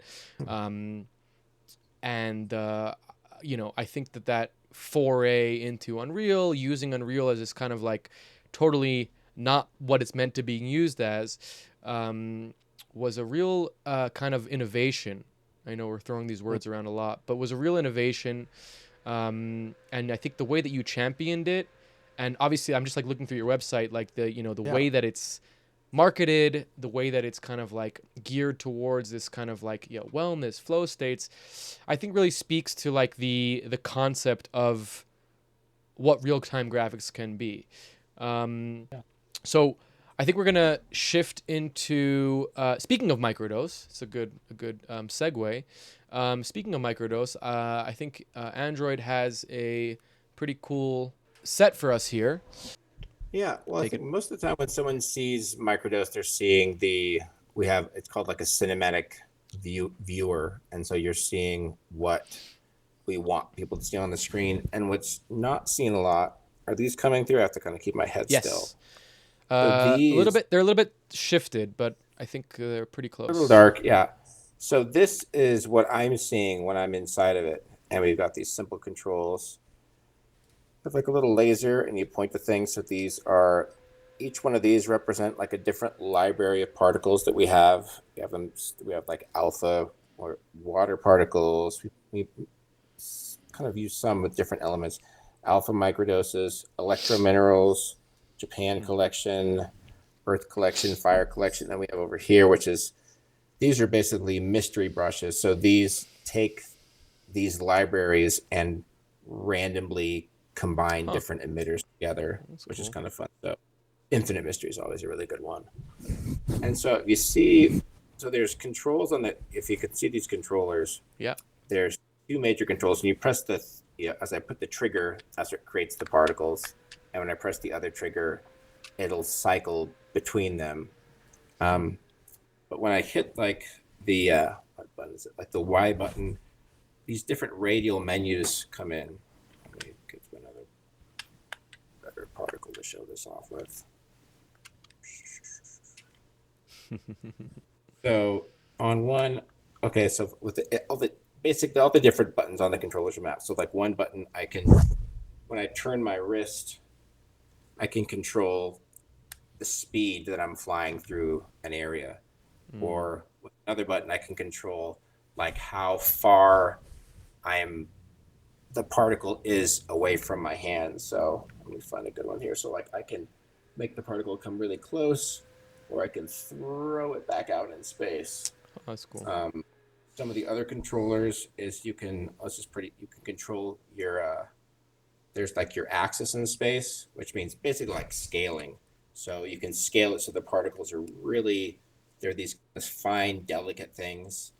Often like when I'm doing a show, I'm just imagining you can almost like sometimes create like these little like miniature sculptures that I'm working through, which is really dope. I mean, I think what really got me into like what sold me on MicroDose or on Unreal was really that once we figured out how to put particles onto controllers in Unreal and then put VR and do this, oh my God, dude, like, and then doing that how I did, like there were times when at the very early outset of MicroDose, where like I remember like just being in a fetal position, like on the floor, just like in creative ecstasy, like what the fuck is this? Like how is this even? Because it's crazy, man. It's crazy that you can do these things. I still geek the shit out on. Oh, we have one here on this. The natural progression between like, particle illusion and like this is you maybe you're too close to see it, but like it is pretty insane. The It's jump, so, you no, it's know, this such an, 3D space. yeah. And like I think when I came up with it, we didn't know what to call it at the time. And I think it was Mm. after I had night of, because I basically had the tools far enough along with me and my buddy Scott and Fong. And then it would be, and I'd spend time just like testing it out, like kind of kicking the tires on it. And yeah, after this one night of just using it all night, I think we were playing like classical music, but just like the amount of emotion and what these just I there was even there the particles were even more simple than this. They were just sort of like shapes and Hmm. spheres and color. But just the state that I got into, like I don't think I'd ever had an experience like that. Like I was literally like sobbing like on the ground, and to the point where like by the time I finished I remember it was like sunrise at the Mm. barn, and like opening the doors to the sunrise, like just like grabbing the grass, like touching the grass, like Mm. Mm. place that felt so real. So yeah, but I think with VR, it's amazing. I think ultimately it's the kind of thing where we're a little early in it, you know. Like I Yeah. think it wasn't something that Yeah. could really with adoption. And now I think the only thing that was really keeping VR and this sort of technology even accessible for like the price range was Zuckerberg's like crazy gamble. But now he's just Yeah. like, yeah, metaverse. And now he's going all in on AI. So who Yeah, but knows? VR and AR is coming back strong. It's gonna, I think, in the next few years, we're gonna see a pretty big shift, especially with the Oh, that's wearable glasses and everything. So, Yeah, do you we would think? see. Yeah, within that too, it's like what people are more familiar with. So we have a whole set of controls on OSC, which we control via an iPad, Mhm. and we can mirror mode, we can make kaleidoscopes, like all sorts of things. And What do you think about microdose VR is like that magic? You think it's the fact that you're kind of like brushing, it's almost like you are doing a brush stroke, you know, cuz it's like it seems like for you you like to have that um physicality, you know, whether it's a Wacom, whether it's, kind of like that feedback of like, the real-time stuff. Do you feel like that's kind of like you cracked that a little bit in microdose of like the VR, the virtual version of that kind of thing per se? I mean, ultimately, I think it's about just being enough. Like with microdose, the thing when we started thinking about like, okay, this thing is so cool. How do we pitch this? How do we market this? Like, how do we make money off of this? Which I'll admit we failed at because it was a 3-man company and we're all artists and programmers. Mm. But I remember thinking, like, what have we done here? Like, I think we've like the product that I was trying to sell it as this is like I think we were kind of calling it like it's like a flow state simulator. Like it's a way of Mm. feeling like you are creative without having to learn how to play the piano or all the discipline or all the Uh-huh. sacrifice that like just to be lost in this. And so what I loved about it was that you can super get lost in this thing. Like it's Right. almost like it's just it's like if you can use VR to simulate any experience, I was like, well, how can I use it to simulate what a flow state is like or what that experience is? And so that's Flow what I state. always liked about it is that it felt like there was such a visceralness to it. But the part that I sort of got frustrated with after a while, the other thing that's kind of hard is like no matter how it turns out on the screen, it's never as cool. Like I feel like what people are seeing on the screen is never as cool as like what I'm seeing in the headset. And Uh-huh. I think where I also Interesting. sort of ended up with it, humor me for a moment, is I don't know. I where what I loved I loved the gains I got from microdose as far as like the control and 3-dimensional real-time particles and the effects. Like I loved all of that. But ultimately, like what I feel like what I ended up not loving was I realized that like I'm totally immersed in this world, but the more I have the headset on, the less immersed I am with actually the world around me, which is the Uh-huh. audience. Right. Like you're So it not was this getting that kind of connection. trade-off. Yeah. Yeah. And I found Interesting. ways where I could maybe sometimes I'd put the headset down or I'd use like the pass through so I can kind of like see what's happening on the screen, what's there. But we recently like getting it back onto the Wacom and what we were doing at that Wise show. And we had a really great deployment of it at this Ott show Mm. in Denver. Nice. Uh, Shout out. yeah, and I just feel like now that I have the headset off and I can access this with the Wacom tablet, it just feels so good to just like be back in the room with everyone, to like really be Nice. there and really be present with it. So that part has been awesome. Interesting. Like Uh, almost a back now to you can- your original, love of the drawing yeah, live kind of thing. yeah, no, it's So great. cool. Yeah, and so let's see this. Where's this camera track? We want a full rock star mode, please. Yeah, and it feels awesome. It feels awesome to do this. It's got minimal controls because sometimes it's like having like just infinite granularity over like your colors and shapes and sizes. Sometimes there's too much. It's too much going on. So Totally. the particles I have mapped the changing particle buttons to physical buttons that are on the Wacom tablet and with the stylus pen. Similar to I tried to kind of mimic what we had in Particle Illusion by hitting the top or the bottom. I can kind of zoom in and out on the particles or go backwards. And it's just so, God, it's so fun. Like we did this at the Art Show, and there was a moment where, and the thing is like too, something to think about, like this is not incredibly complex things, Right. These are obvious. Right. And it's even like less like the 2D, this 2D version is even less complicated and complex than the VR version. There's less bells and whistles. There's less like atmospheric perspective. Not a lot going on, but there were moments when we were doing this Art Show and I'm just like controlling these shapes like behind Art on a big black screen. And there was a moment where like the lighting guy had all these like par cans, and he had a par can that was like maybe like it was like a blue or green par can. And there was a moment where it's like I saw that the particle that I was doing looked like his thing. And we looked at each other, and like for the rest of the night, like we were just like dancing. Like it looked like the lighting, and it looked like it was something we had planned. And it was just like months. And it was so cool. And I could just tell, like, man, people just like felt it. People could, like, if you can't fake it, like if I'm not feeling it, it's hard for me to expect anyone to feel what I'm doing. So that's part of the challenge, and part of like having a career and staying, in it is you've got to keep coming up with reasons. Like you have to keep making it interesting. Like as soon as something gets like too rote or too boring, that's kind of a kiss of death. But a lot of it is about like translating that like authenticity. It's like I saw, I've got a really good relationship with a random rap, and I saw him play a show recently, and he's an incredibly talented, musician and producer. And he got up on stage and he just played like guitar on one of his tracks. And like, he's not the best guitar player in the world, but he's really competent. But just seeing him play an instrument in front of you, I just have to imagine like we are just racing with all gas, no brakes towards a world of just unbelievable novelty and digital artifice, like at every turn.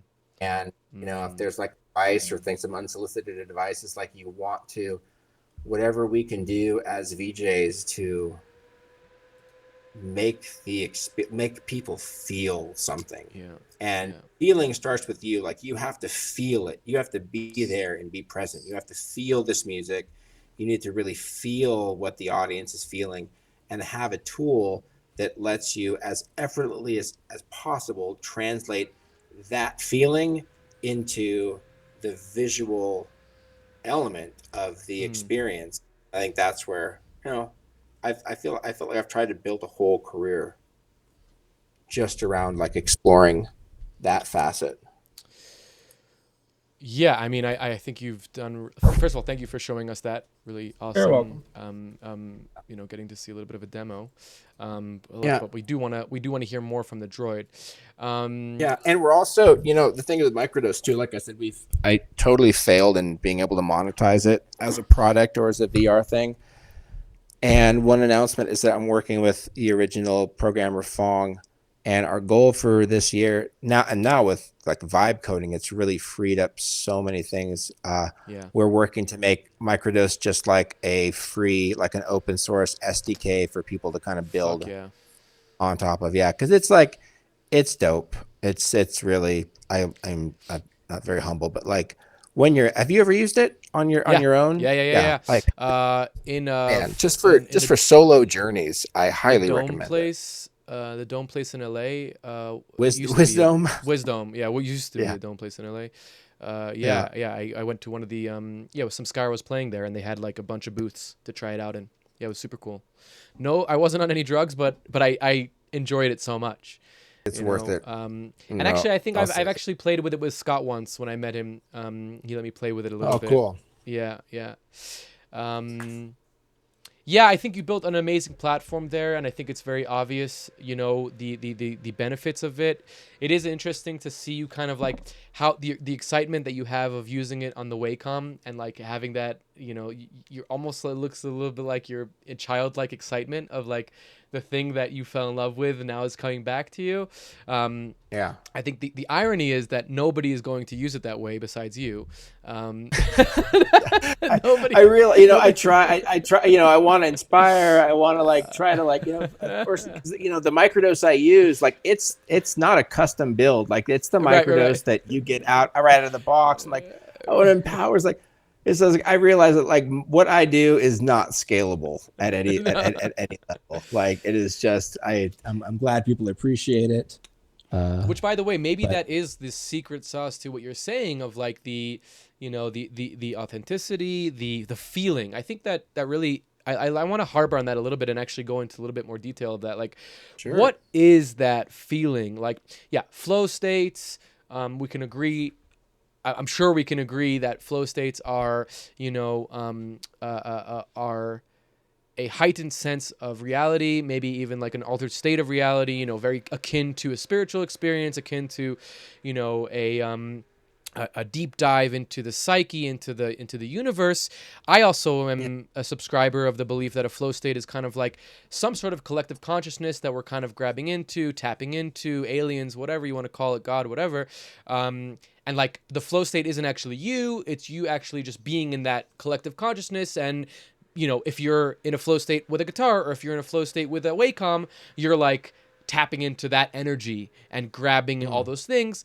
I mean, that's why I feel when I'm in a flow state, it's not me. I'm just kind of like a vessel to something else. And I feel like those states they're some sort of, almost like a lucid dream where you're kind of like, you're the projector and the projected at the same time. You are the experience and the experiencer of this at the same time. And I feel like flow states are that. I feel like what you were talking about, like the feeling, and this is, I'm going to bring it in a little bit to some of your quotes. You've described the creative process as a collapsing infinity. Your artistic choices, eliminate infinite other possibilities or open up infinite possibilities of doors. And the idea of like, when you look at it or observe it, you're collapsing it, and therefore now something completely new is happening, and then you can involve that into quantum, and that's where I think the flow state kind of comes into play there. I'd love to kind of like harbor on that feeling, like quantifying it. It's more than just being authentic. It's more than just being original per se. There's something else going on. And music is such a good example because music is very direct, right? There's like a very simple frequency coming out of a speaker. It's going into your ear, and your body, your mind, your feeling, your soul is translating into movement that feels good, right? Like when you move to the music, it feels good, right? Like if you just stand and listen to music, it's going to feel something. But the moment you move with it, the moment you accept it and let it come into you, is when the feeling starts. And I feel like with art or visuals, there's a little bit of a disconnect, because you can close your eyes. I'm sure you've experienced this. You can be in a Samskara experience, you can be in a 360 experience, whatever, and you can close your eyes and you still feel the the light the particles of the light, or the frequency of the light, or the intention of the artist. So I guess not much of a question, just kind of like an open conversation of like what you think these things are. Where do you think they come from? How do you think, as an artist, as a creator, you can instill or invoke feeling to people? Yeah. Yeah. So yeah, it's a great line of just like ideas and thoughts. So many thoughts. I would say when it comes to, particular, like when you're at a live performance, like what that feeling is. You just have to think of like I said, every art has its like set and setting, and like what the container that is, and a lot of times like it's there's this anticipation before a show, and there's energy, and the show is going to happen one time, and you're there. Part of it is I'm sure one component is like the pressure of that. All VJs know that like you could fuck up, and you have the power to fuck up any show. At any point you could really fuck things up, and so there's the conditions of that stress. I think beyond that, it's about having this opportunity. It's about that kind of vulnerability of like you're going into something, you don't know how it's going to turn out. You don't know what kind of like risks you're taking going into it. And then it's really about, one is just, you could say authenticity, but I think it's just like an advanced presence. Like you're so present with that moment. You have these tools that you feel are, you can sufficiently like express yourself to other people. And it's about, I don't know, man, it's just about sort of like letting go into that. And once you can understand that, like what's happening, and at the same time, when it comes to live shows, it really, it's all really based off the music that's happening there. Whether it's like a Tipper or a Spangle or whoever, like the Hermanos Gutierrez, like they're creating this vibration that people are responding to. And I feel like my philosophy, it's like you always recognizing that I just want to try to be like in service to that music. Like what colors and shapes and forms do I feel will make, if you kind of think of these DJs almost like they're kind of like I saw this really clearly with Lauren, like he was casting a spell over and on.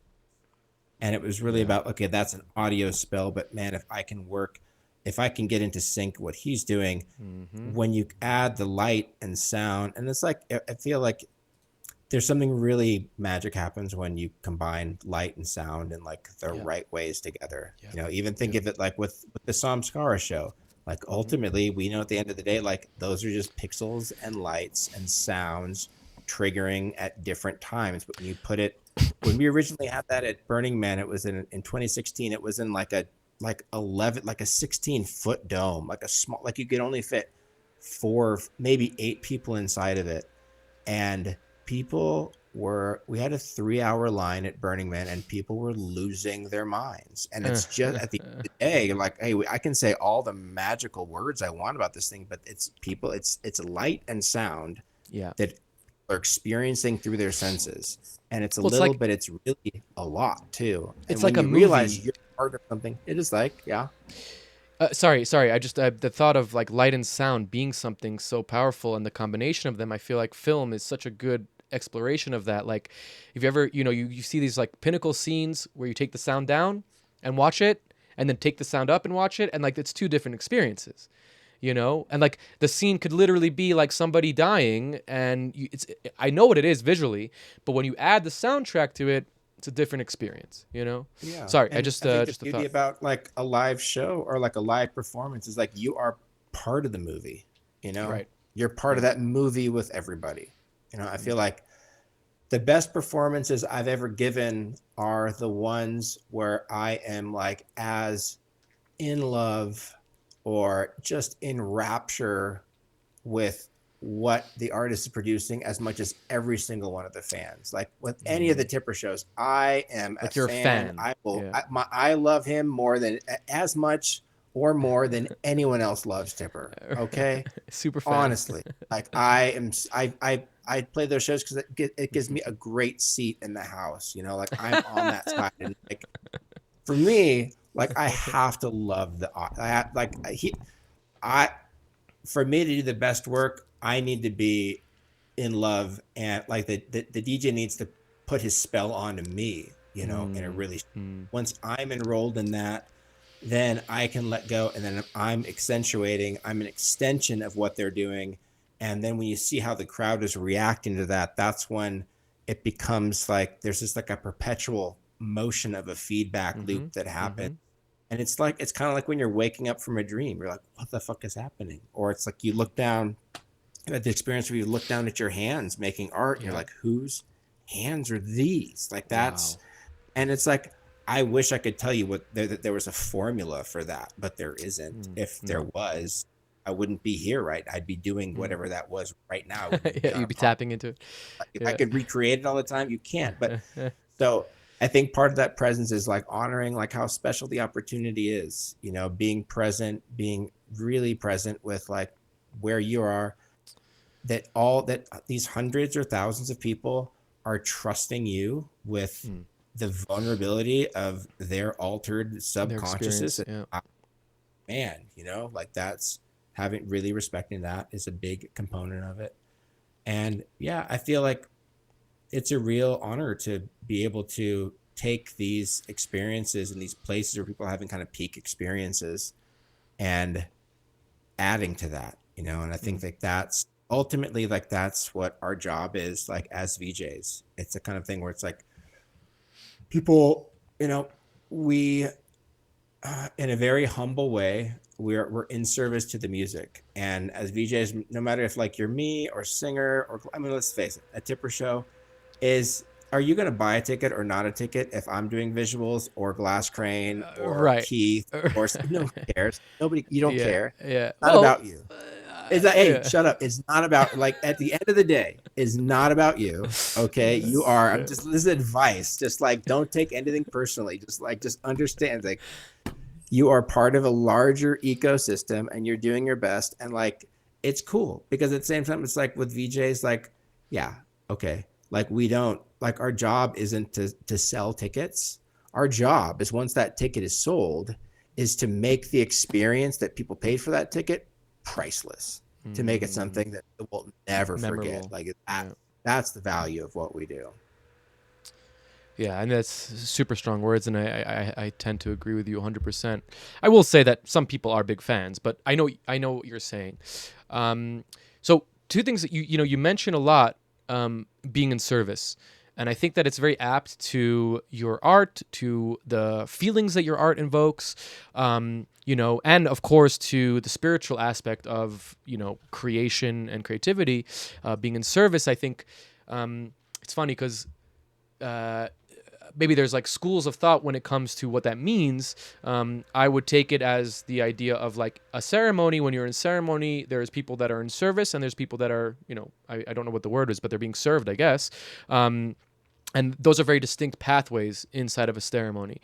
They're roles inside of a ceremony.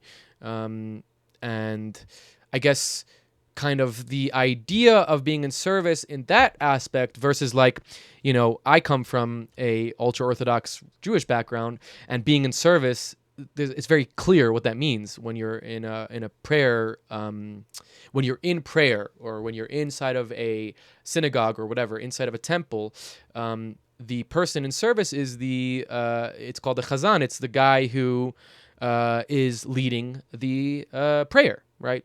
He is the person who's leading the prayer, but he needs everybody else in the place to be there in order to lead. You can't lead by yourself. You need to have the congregation there to lead them. And that's when the service begins, is when you are leading others, when you are showing others into something else. So I feel like that is a very distinct thing, and I think that when you use that word, you're actually tapping into something a little bit deeper than just the word of service, being in service. And the way that I wanted to bring it around with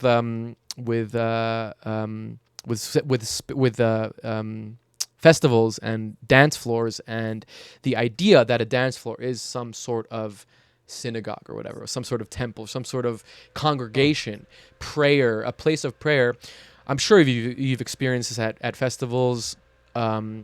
The tourist field of a dance floor. You can kind of really, if you're really high, you can really like stand on the outside of the dance floor, and as you walk in, you are engulfed into like a storm of energy. And then as you go closer and closer to the center of the dance floor, where the sound converges and the energy converges, you really can feel like some sort of torus field of continuous energy.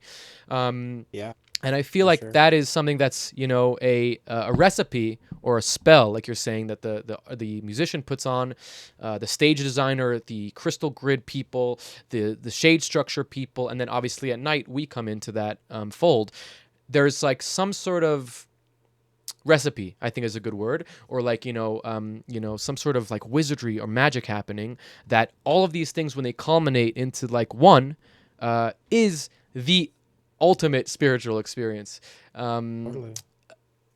So to bring that all back around to you, I'd love to hear your spiritual take. I know it's like such an open-ended question, but I'd love to hear your relationship with these kind of like more grounded deities, more grounded spirituality, practices maybe that you have, and kind of like your connection to them and how they kind of speak through you. Yeah. Well, I think that really popped up as you're explaining that was, I think about the dance floor as a temple. Mm-hmm.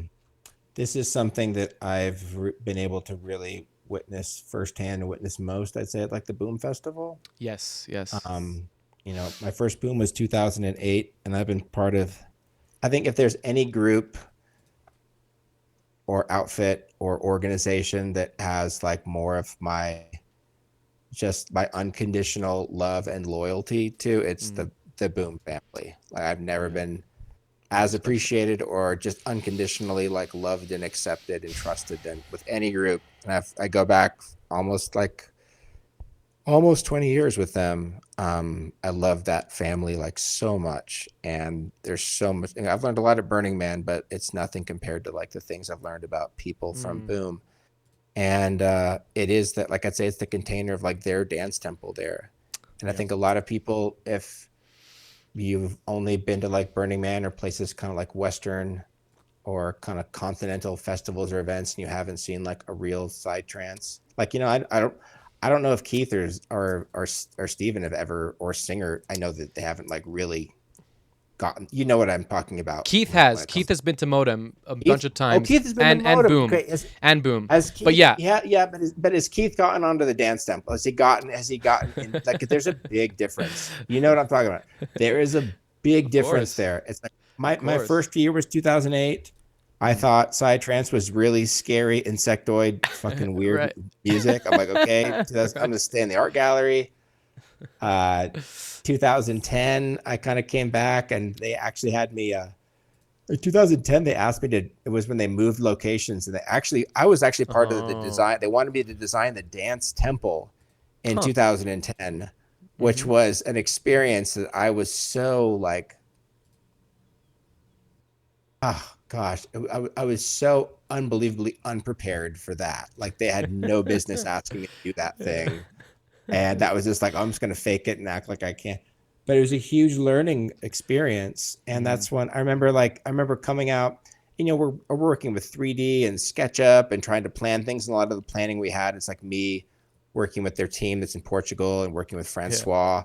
And it wasn't until I actually got there on site and we had like a little huddle up, like at the center of what was just a rough peninsula of land that is now like the home of the dance temple. And Francois being so he knew I didn't get it. He was so frustrated with me. He's this dumb American. Andrew, can't you see what we're doing here? What this is? This is a piece of technology. We are building a machine of technology to destroy the human ego. Like that's the Oh whole wow. thing. That's what the Yeah. whole thing. Like the dance sample. It is an ego destroying piece of technology. Like that's what the whole thing is designed in service of that, in service of people like letting go and breaking free. And it's like, what I'm talking about. I'm sure. I feel like a lot of people watching this will know too. But there's a difference between like being on a psychedelic dance floor and like tapping your foot. Like when you're in it and when you're not in it. Like it's almost binary. Like the first time, it was years. I don't think it was even 2010. It didn't even. I think it wasn't until 2012. And this is me like pantomiming, like I'm on the dance floor pretending like I get what's going on, because.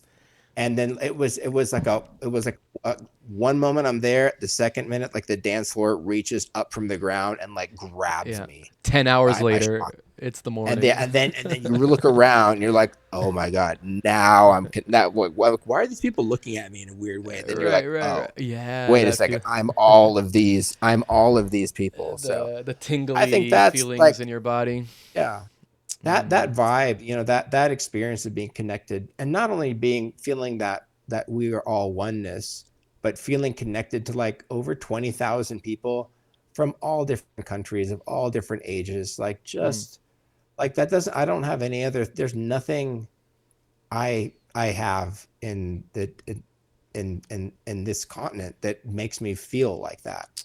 Like you can go to a football game and someone scores a point and half the crowd there loves it, but the other half hates it, Oh like yeah, wow, it's such like a good where point. but like at Boom Festival, I've never been anywhere where you can look at any direction The and smiles. it is like the smiles, like it's just like you are everyone is like, where can you find that many people that have 1,000% certainty that what is happening right here on planet Earth, that this is the coolest fucking thing possible happening So right cool. now and nothing else. Like that's part of that sort of flow. I think that's part of what makes like Tipper's music amazing, because like Tipper, he just gets it, and you hear it. You're hearing from something from the future. Like it's just so you can't it's hard to put words around it, but you're like, whatever this is, like this is this thing.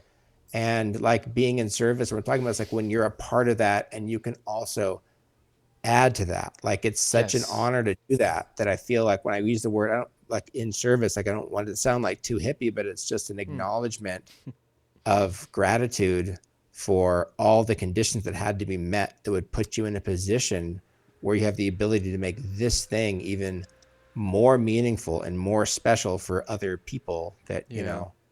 we all love. So You mentioned Francois, and I think that it's true for the the whatever the proto. It's actually your generation, the guys. A lot of the guys that did the EDSA, the extra dimensional space agency that Bjorn was part of, and Richard. And they are, when they go to make a stage, they're not making a stage. They're making a portal. They're making a machine. They're making something to alter the consciousness with the intention, right? And whether you believe in how it works or not, intention is so powerful. And just to bring it back around to gods and entities and deities, the intention is where the thing is powerful. You can believe in a god, or you can believe in the idea of a god, but until you make that intentional, until you speak it out into an intention, or until you project the image of Kali or draw the image of Kali, or I have a very strong connection with Ganesh, until you connect that deity in that place, until you make that intention known, it just is. Once you make the intention known, once you actually like, okay, I'm building the stage as a portal, does the stage become a portal? Does the dance floor become a Taurus field? And I feel like that's something that, like you're saying, the service of like, I'm coming to be part of that is so powerful, is so invigorating. It's second to none, really. yeah, I mean, anything just to be part of something that celebrates life and celebrates love and celebrates like people feeling connected to each other, like it's a good thing. It's good work that people like Boom do, and there's lots of different ways people do it, but yeah. I'm really fond of, yeah, I'm really fond and grateful that I have a life where I've, it's not accidental, but I've built in that component to it. Yeah, it's definitely not accidental, right? I Um, mean, it's kind of it's like I didn't plan all this out like I'm this. Like joking. there's way too many like lucky, haphazard, random Yeah, things. yeah. You know. Well, like your mom said, there's a reason why you're alive, and there's a reason why you were quote Right. unquote spared. So, talking a Yeah. little bit about that, actually, and I know we're kind of close to the end here with your time, and I appreciate so much you giving this time to us. Um, Awesome. when your barn burnt down, I know if people don't know, Andrew Jones went through a very difficult period where he lost all of his work from the past X amount of years. Um, this material tragedy, this is Yeah. you're Real track. safe, your family's safe, you're, Yeah. you're healthy, everybody's okay, nobody got hurt, but the material tragedy here is immense. And Yeah. I'd love to kind of like your reflection on it after what has it been, a few years already, right? It's been 5 or 6 It's years. in 3 years. Oh yeah, we're 3 years, still. okay. We just got our building plans like approved, like almost all the way approved. It's been Mm, such a headache of just like red tape and yeah, permits and yeah. building and the boring logistical stuff. But yeah, 3 years. When I've heard you speak Yeah. about it, I've heard you mention a lot of the idea of we and the community and how that was something that was very powerful for you. I'd love to have your reflections on that and just in general, yeah, the material loss. Yeah. No, it was. I mean, it was. Yeah, that's a great question. Yeah, at the time, I think it was. It's really interesting because it was a traumatic, like watching this barn, because this is a barn that I had inherited from my father. Like my father had built it, and it's Mm, that everything I thought was precious, all the things I needed, all the things for the ways that I was like planning on like supporting my family and protecting and legacy and just like all this stuff. And it's an interesting thing because it's like within 20, maybe like 20 to 48 hours going through what was at that point like such a traumatic loss of things and mm, items. And then I got to this place where I was so desperate that my friend David Block like convinced me to do like make a video and do like an mm, Indiegogo. And it was like at the time, like just like it's like I'm already dealing with like losing all these things I thought was precious. And the idea of like making a video to the internet, like begging for money was mm, like, are you trying to make it was this not traumatic enough of a thing? You know, you have to like go through that. that's but being so humble to the point where it's like I had to do that because I didn't know how I'd have to fire people. I'd have to like make Mm, some really terrible decisions and mm, realize it was out of my hands. And so, yeah, the experience of like losing everything you thought was precious that you thought that you needed, and within like a 48-hour window, going to this place of like having that deep vulnerability, realizing that your vulnerability isn't a weakness, but like the people that love you, your vulnerability is a gift if they have the opportunity to help. That wow, was something wow, wow, wow, I wow. did really put that together before.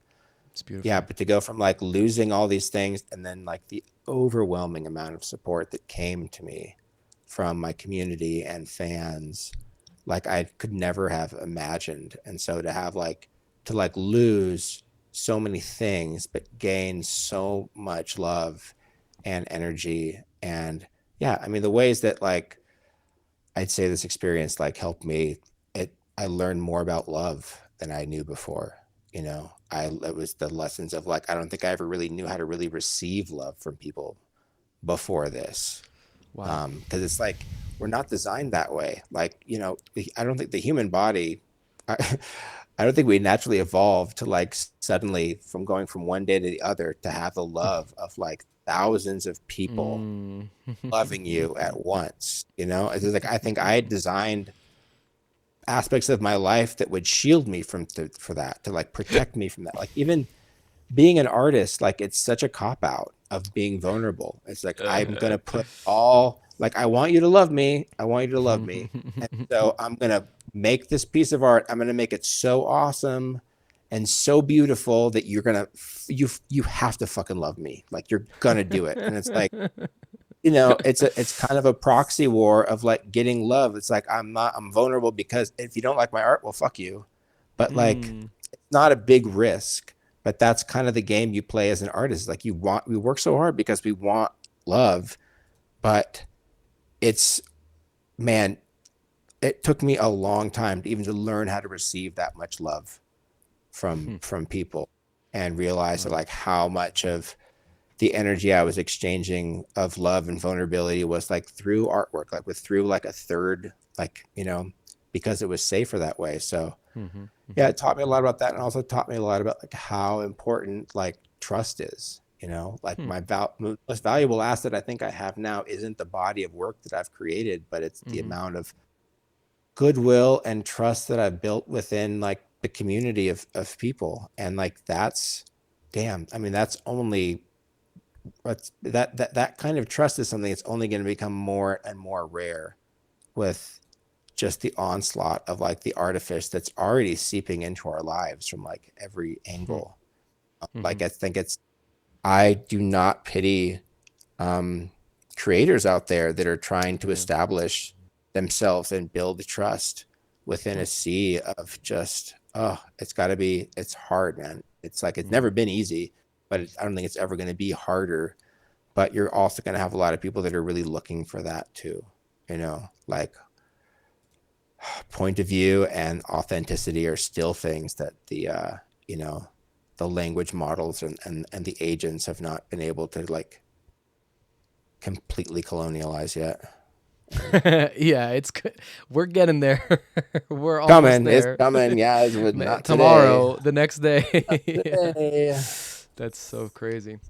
Yeah, I mean, man, you said such beautiful things there. I feel like the perspective of loss or the perspective of tragedy opens up, and this is almost a theme with you in some way, and not to box you into themes, but just like in this conversation at least, the perspective that tragedy and darkness allows to, I mean, it's so obvious when I'm saying it now, but like the darkness allows you to see the light. You can't have light without darkness. You can't have the light at the end of the tunnel without being in a tunnel. And that perspective, if you're all the time in light, it's like I think about people in the north of the Slavic countries, where there's like light for like 15, 20 hours, and they have those like 4 hours of darkness. The perspective that must allow and shift into like, yeah, okay, you're getting a lot of vitamin D and you're getting a lot of like sunshine, but then also you have no perspective of like how important and nice this is. What's more powerful than going from I have these memories, and this is like maybe a little bit dark, but like memories from the military of like, during training, you'll do these like 50, 72 hour like treks, and you're like, and a lot of it is waiting around for like the rest of the platoon to come. And a lot of it is waiting around in the fucking freezing cold at night. And I have this one memory, there's a few of them, but one is really strong of like, we're waiting and I'm like, kind of like, I've had enough of this shit. I'm going to go to the side and be away from everybody.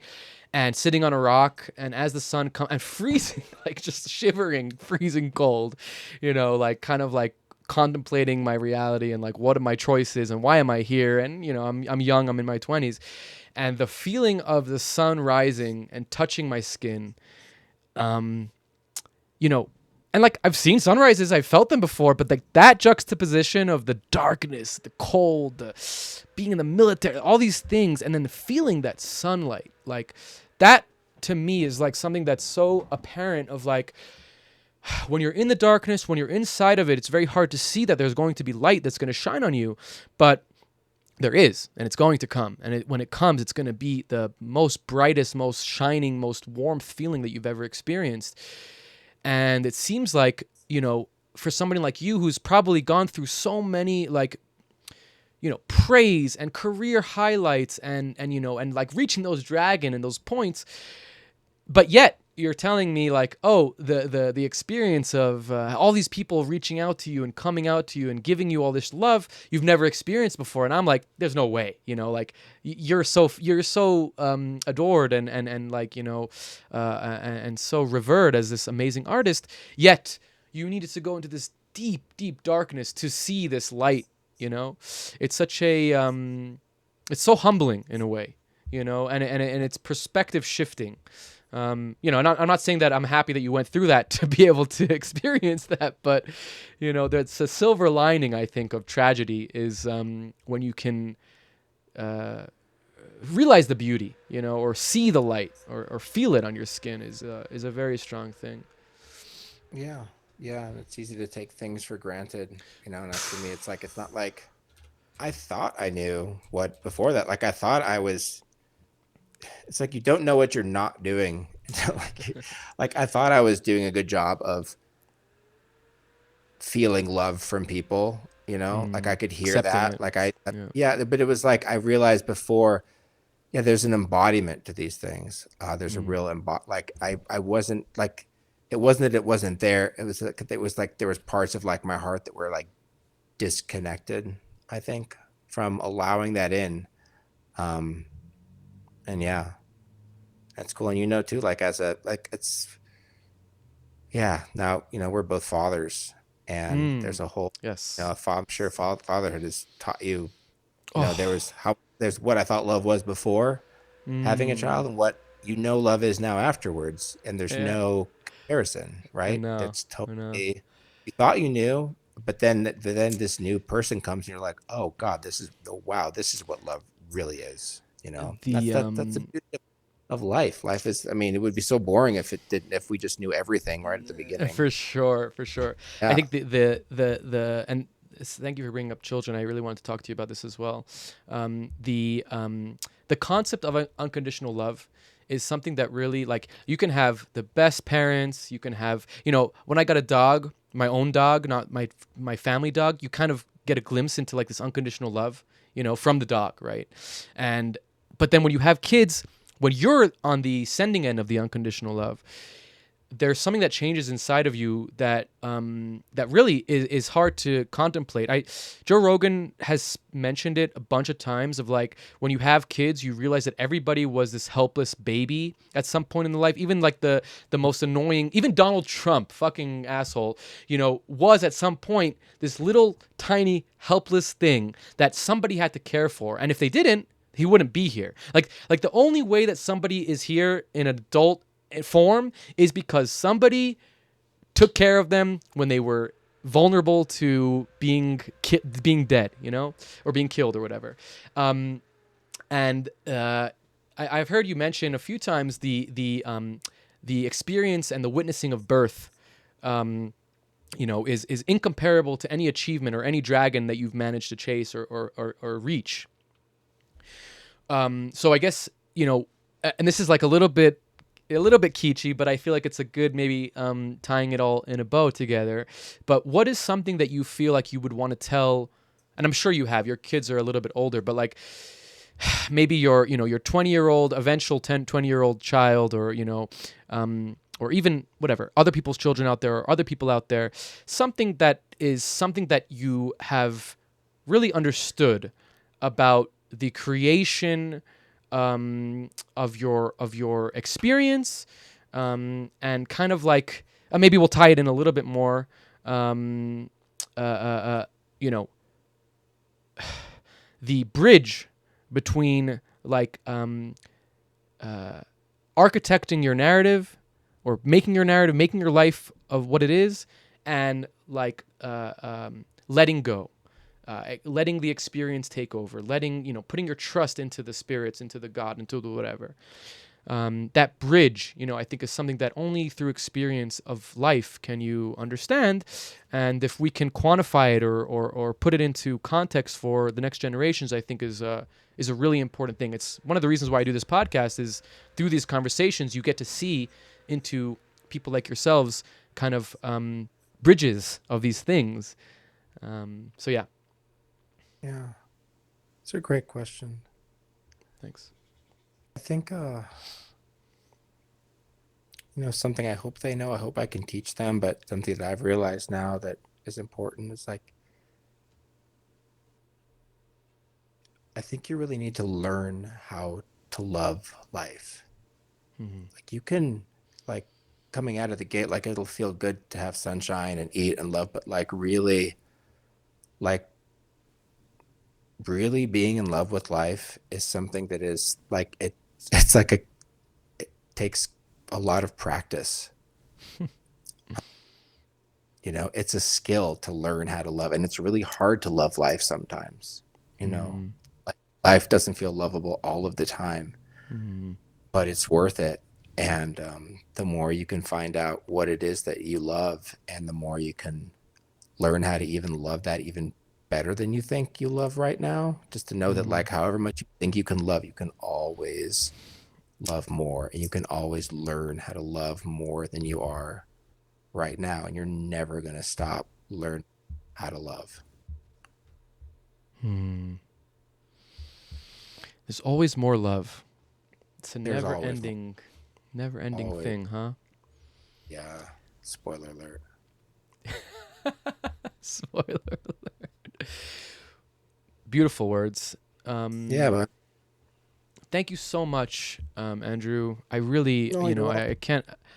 I can't tell you how much I appreciate it. It's so, for me, this is a dragon. You're my dragon on my podcast journey. Yeah. You're my Dharma dragon. Cool. Thank you for doing that. And yeah, is there anything you want to say before we leave or get out of here? Besides that, there's always endless love. Yeah, endless love. Yeah, just shout out to like my wife, who I love, and the family and the team here, all the droids and Boom Festival and Burning Man, all these people, and just all my cadre of like just people I love, like Glass Crane Shout out and Steven. Frack Keith. Shout out to singers, shout out to all these guys, Taz, the goat, and Oh yeah. yeah, just like I'm so stoked. I'm like, it's such an honor to. I hear the way that you like lay on these like accolades to me, and I'm like, whatever. But like, it's such a privilege and honor to be appreciated the way that you and out there appreciate me, and it really like it's a good. I need these kind of reminders sometimes too, I can easily take for granted what it is I do and why I do it, and I appreciate this sort of check-in and kind For of sure. able to help and kind of recalibrate and share these ideas with you and everybody out there. Fuck yeah, dude. Sometimes we gotta remind the droids that they're human inside. Yeah, once in a while. Once in a while. But not too much, because we want them to work. We need the droids to work, but we They gotta gotta get the remind droids to work too. Yeah, don't want to spoil them. Yeah, Not let's too go to their human. heads. Yeah, All right, brother. Well, thank you so much again for coming. Really, really appreciate you're it. welcome. Yeah, be good. Wow. What an episode. Thank you so much for watching.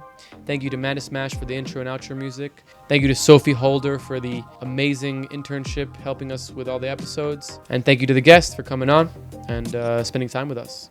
See you next week.